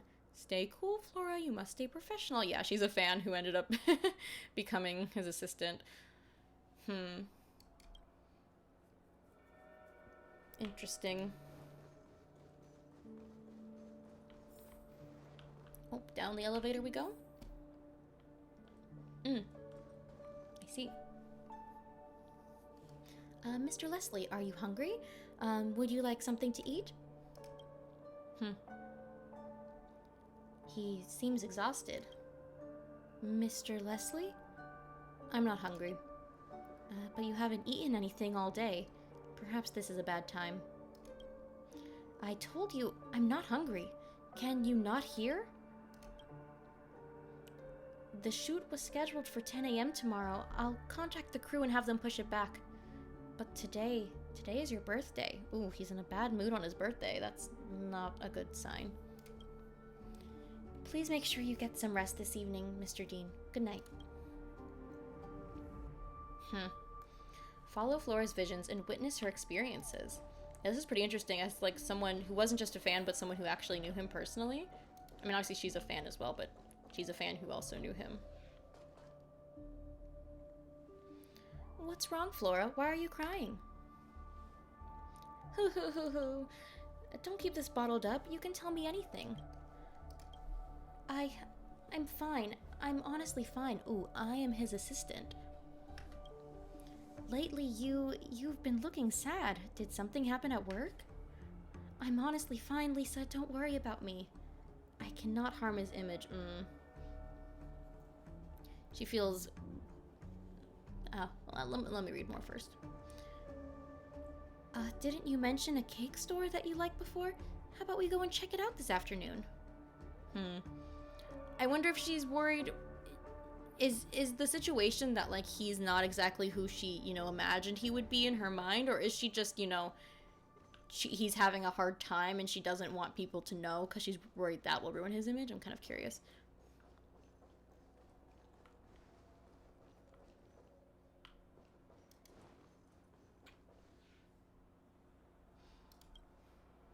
Why are you so quiet all of a sudden? Give us a smile. Where's the bubbly, happy Flora that we know and love gone?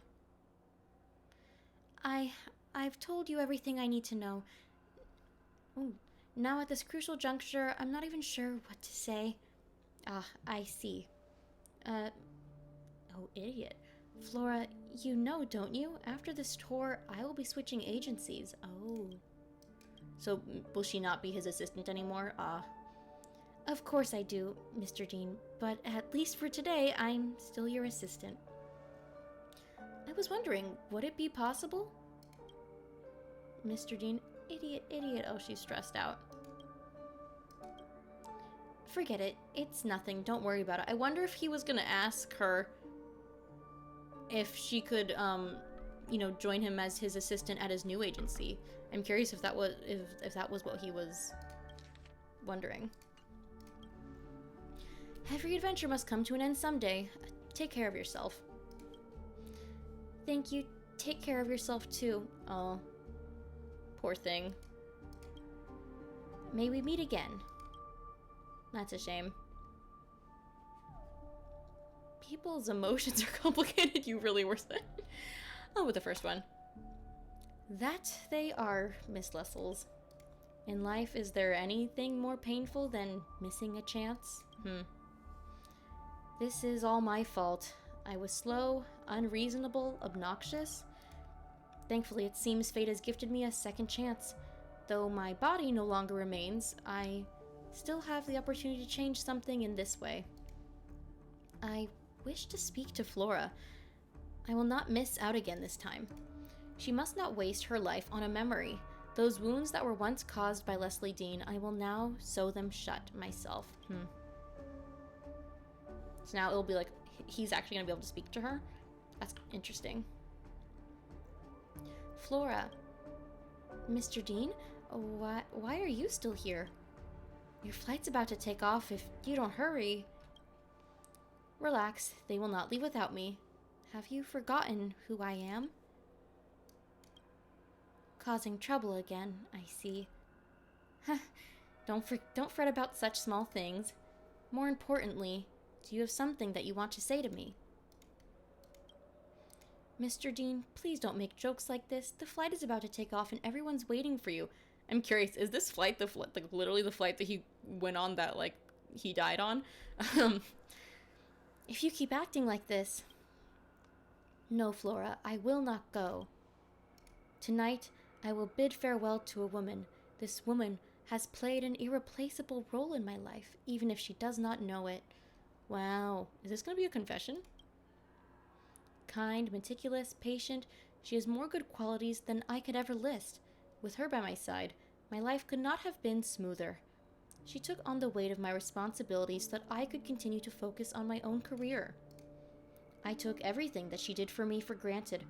Only after all this time did I realize how childish and idiotic I was. I hope she can forgive me for this. But there's something more important than all this.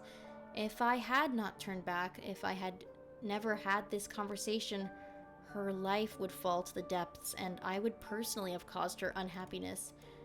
I would never forgive the version of myself that would do this. So, Flora, I will not leave until you unravel the knot that is consuming you from within. Leslie, you idiot, you really are. I always loved... No, that's not right. I will always love you. And, oh, sorry. Well, that was beautiful. I had to ruin it with my joke, but... Miss Lessels, I have realized something. May I share it with you? I'm listening. There was a moment just now. I suddenly felt like all of the problems that had been bothering me before were no longer important. Was it Flora that helped you realize this? I think so. Who am I? This question has been following me since the moment I first took this form. When I was reading Flora's memories, it felt like I was inside a painting for the first time. Her words and emotions truly shook my heart. At that moment, I finally believed. I no longer need to doubt my own existence. I am an extension of the life of Leslie Dean. I am composed of Leslie Dean's memories, along with people's ideas and impressions of him. I've started to feel that these two things are enough to form a person, to make me, me. I no longer need this hollow body to prove my existence. Thank you, Miss Lessels. Without your help, I would never have been able to do any of this alone. Let us leave this place. I'm feeling tired. I'm very curious how this is going to conclude, though. But yeah, it seems like that was sort of a missed opportunity. I can see why that person would have... I can see why that Flora would have wanted to support this project. I'm actually curious which of these three, if any, might have been the originators of the project. Yeah, I don't know. Are we going back into the golden hour? This Yes, haven okay. of memories. We're back, Miss Lessels. Leslie's voice is growing weaker, his skin and clothing slowly growing as transparent as light muslin. So he's gonna disappear now, perhaps, since part of the foundation of what created him, which were those people's personal impressions, might not be, it might not work anymore. The cityscape of Penacony reflected on his body, half illusion, half true. No blood or bones could be seen under his skin, only candles and starlight. My body feels so light, so powerless. My mind, I feel it growing thin. My senses are becoming dull. You're disappearing. But I don't know why. I feel at ease. I've never felt this peace of mind inside the dream world like this. I feel like I can see myself, the Leslie Dean inside my body. It's as if he's smiling at me and saying, well done. That's a happy ending. It is strange to say it. I was so scared before of losing myself, but ever since you told me the truth, I've gained the courage to let go. After experiencing all of this with you, I feel even more determined. I know that I have done the right thing. Miss Lessels, may I ask you a final question? Go ahead. In the future, after I disappear, do you think people will remember the name Leslie Dean? Or how do you think people will remember the name? Star who will never die. A loving man or... I don't know. I mean, I want to say the second two, but I feel like most people probably might only remember the surface level. I feel like what he did was very noble. He's going to destroy this whole version of himself, technically. You know, for the sake of those poor people who were obsessing. He's a noble man. Leslie Dean, the man with a heart of gold. Leslie Dean once lived, unable to make his own decisions, and also made many decisions that he regretted. But though he was surrounded by fame and fortune, his kind heart was never changed.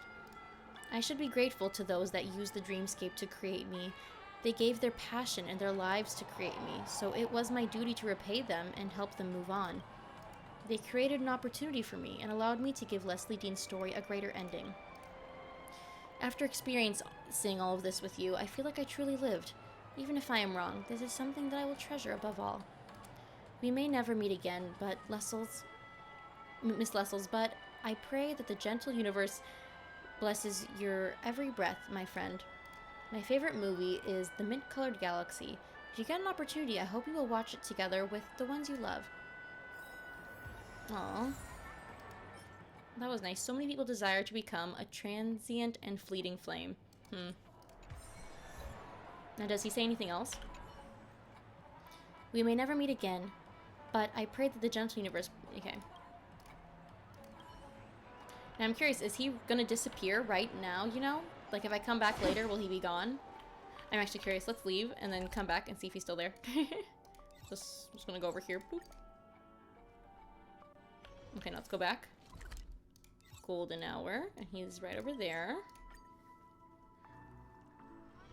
This haven of He memories. was this way. Every touch, every moment is like a thorned rose. He disappeared. Wow. Well, goodbye, Leslie Dean. He truly died a long time ago, but I was nice that they were able to give him sort of a different type of ending to his story, which was nice. This was a very, I feel like, how do you say it?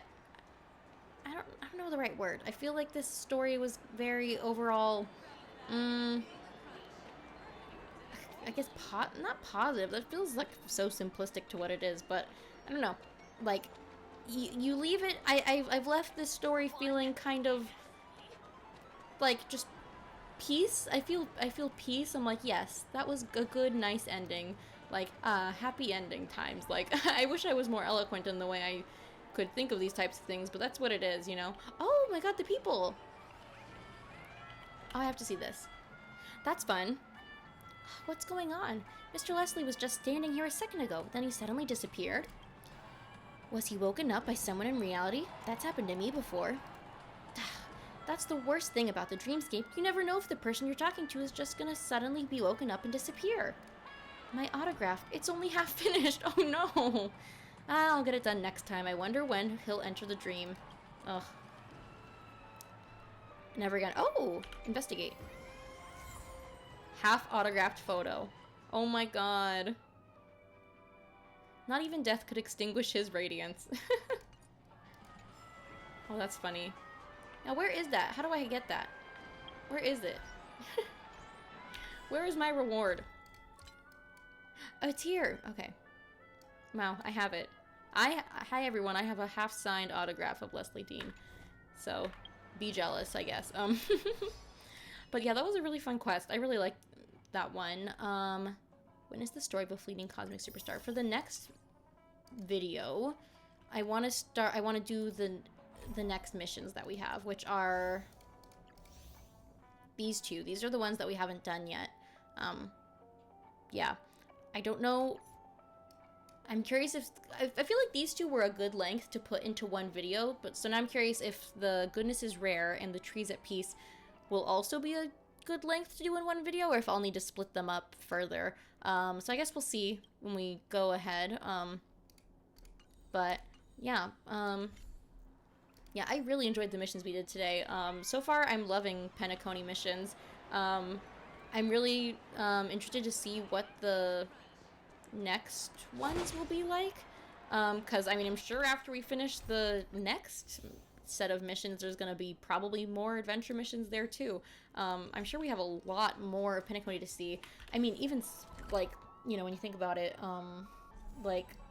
there's still so many sections of the dreamscape that we haven't been to yet. I mean, yeah, it seems like for reality, pretty much the Reverie is like it for where you go, but there's so many places to see in the dreamscape we haven't been. So we've been to Dream's Edge, Golden Hour, Child's Dream, and the Reverie dreamscape. So there's still 1, 2, 3, 4, 5, 6, 7, potentially 8. If we count the theater, potentially 8 more places to go. So I can't even imagine what we're going to get up to once we go back to the Trailblaze mission, probably in a few episodes, two to 3 episodes from now, maybe. Yeah, I definitely want to do my best to, like, complete the exploration of the currently unlocked areas as much as I can before then, because if we're about to start the new area, I'll want to be... I don't want to have leftover exploration stuff going on.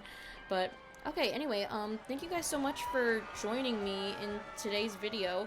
I hope you all have a great rest of your day wherever you are in the world, and I can't wait to see you next time.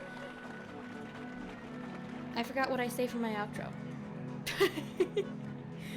So have a good day. Goodbye. Thank you. See you next time. Bye-bye.